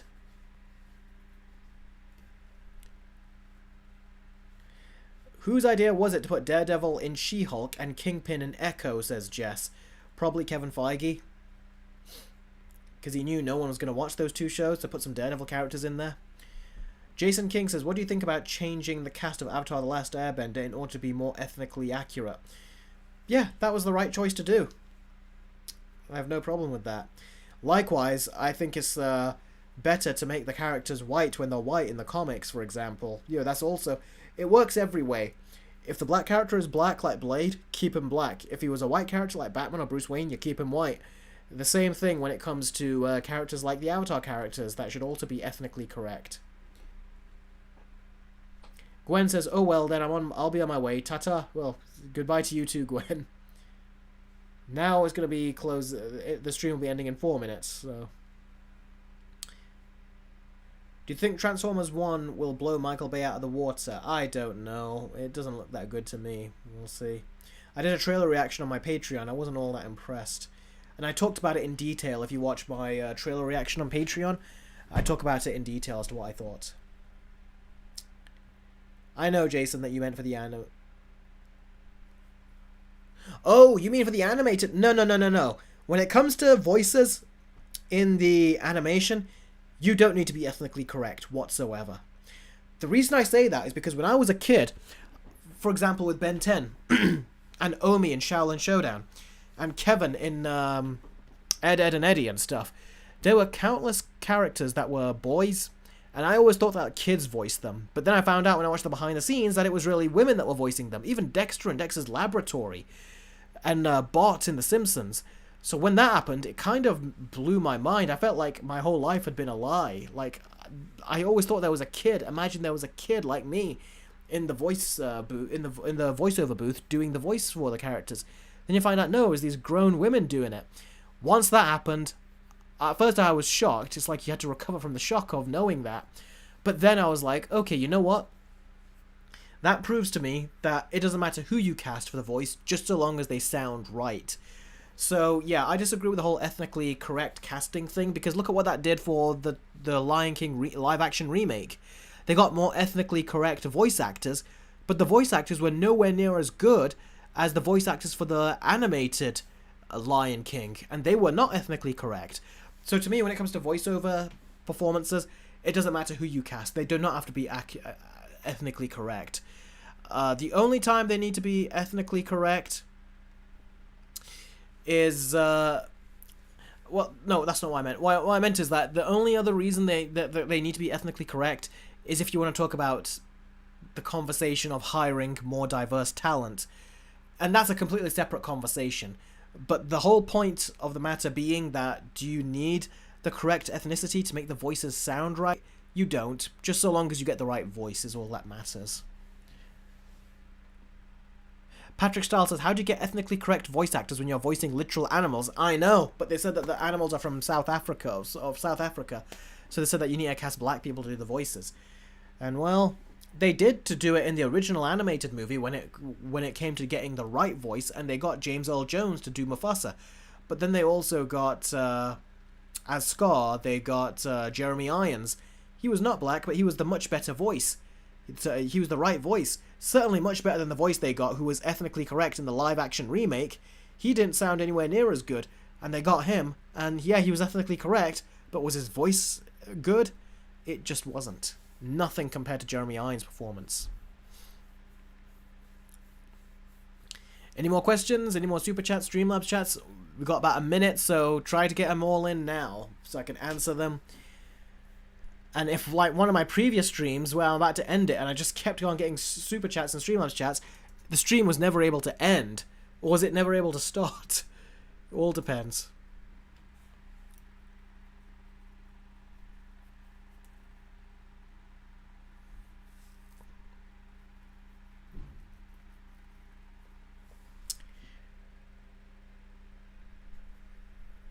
Rohan says, pick one movie that you really want to see. Beyond the Spider-Verse or The Batman Part 2? The Batman Part 2. No doubt about it. I'd want to see that one more. And I think we're going to get that movie sooner than Across the Spider-Verse as well, by the way.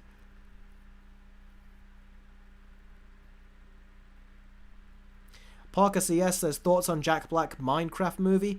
I don't really know what to think about it because I never played Minecraft. I've seen people play it, though, on YouTube. I don't know. We'll see how he does. Jacinda says, also, they should have casted Phil Lamar for 2019 Mufasa. He can portray a majestic character. I don't know. Phil Lamar, was he the black actor that played Wilt in Foster's Home? I'll answer this final question, then we'll leave. Let me see. Phil Lamar, who is that? Yeah, he is. He's Wilt from Foster's Home, and he was also Green Lantern in the Justice League animated show, as well as many other characters. Yeah, yeah, he could have. Very much could have. But he would have put on a very deep voice. And I think James Earl Jones is the only actor that's got a deeper voice than Phil Lamar. Manola says, goodbye, Eric. I hope you have a good day/night. No problem. I hope you do too, Manola. Thank you very much for joining the stream.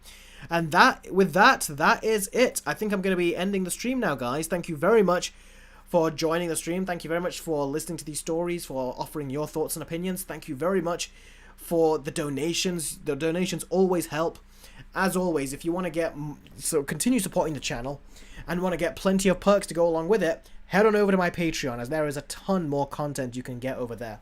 And like I said, if 1,000 people of my subscribers would join Patreon for the $1 perk or more, whatever perk they want to do, that alone will be enough to make a full career for me on YouTube, and I can upload so much more videos at a much more rapid pace. So thank you very much for watching, everyone. I really appreciate it, and I will catch all of you very soon. This is Captain Eric signing out. Thank you very much, everyone, again, and I'll catch all of you very soon. Take care.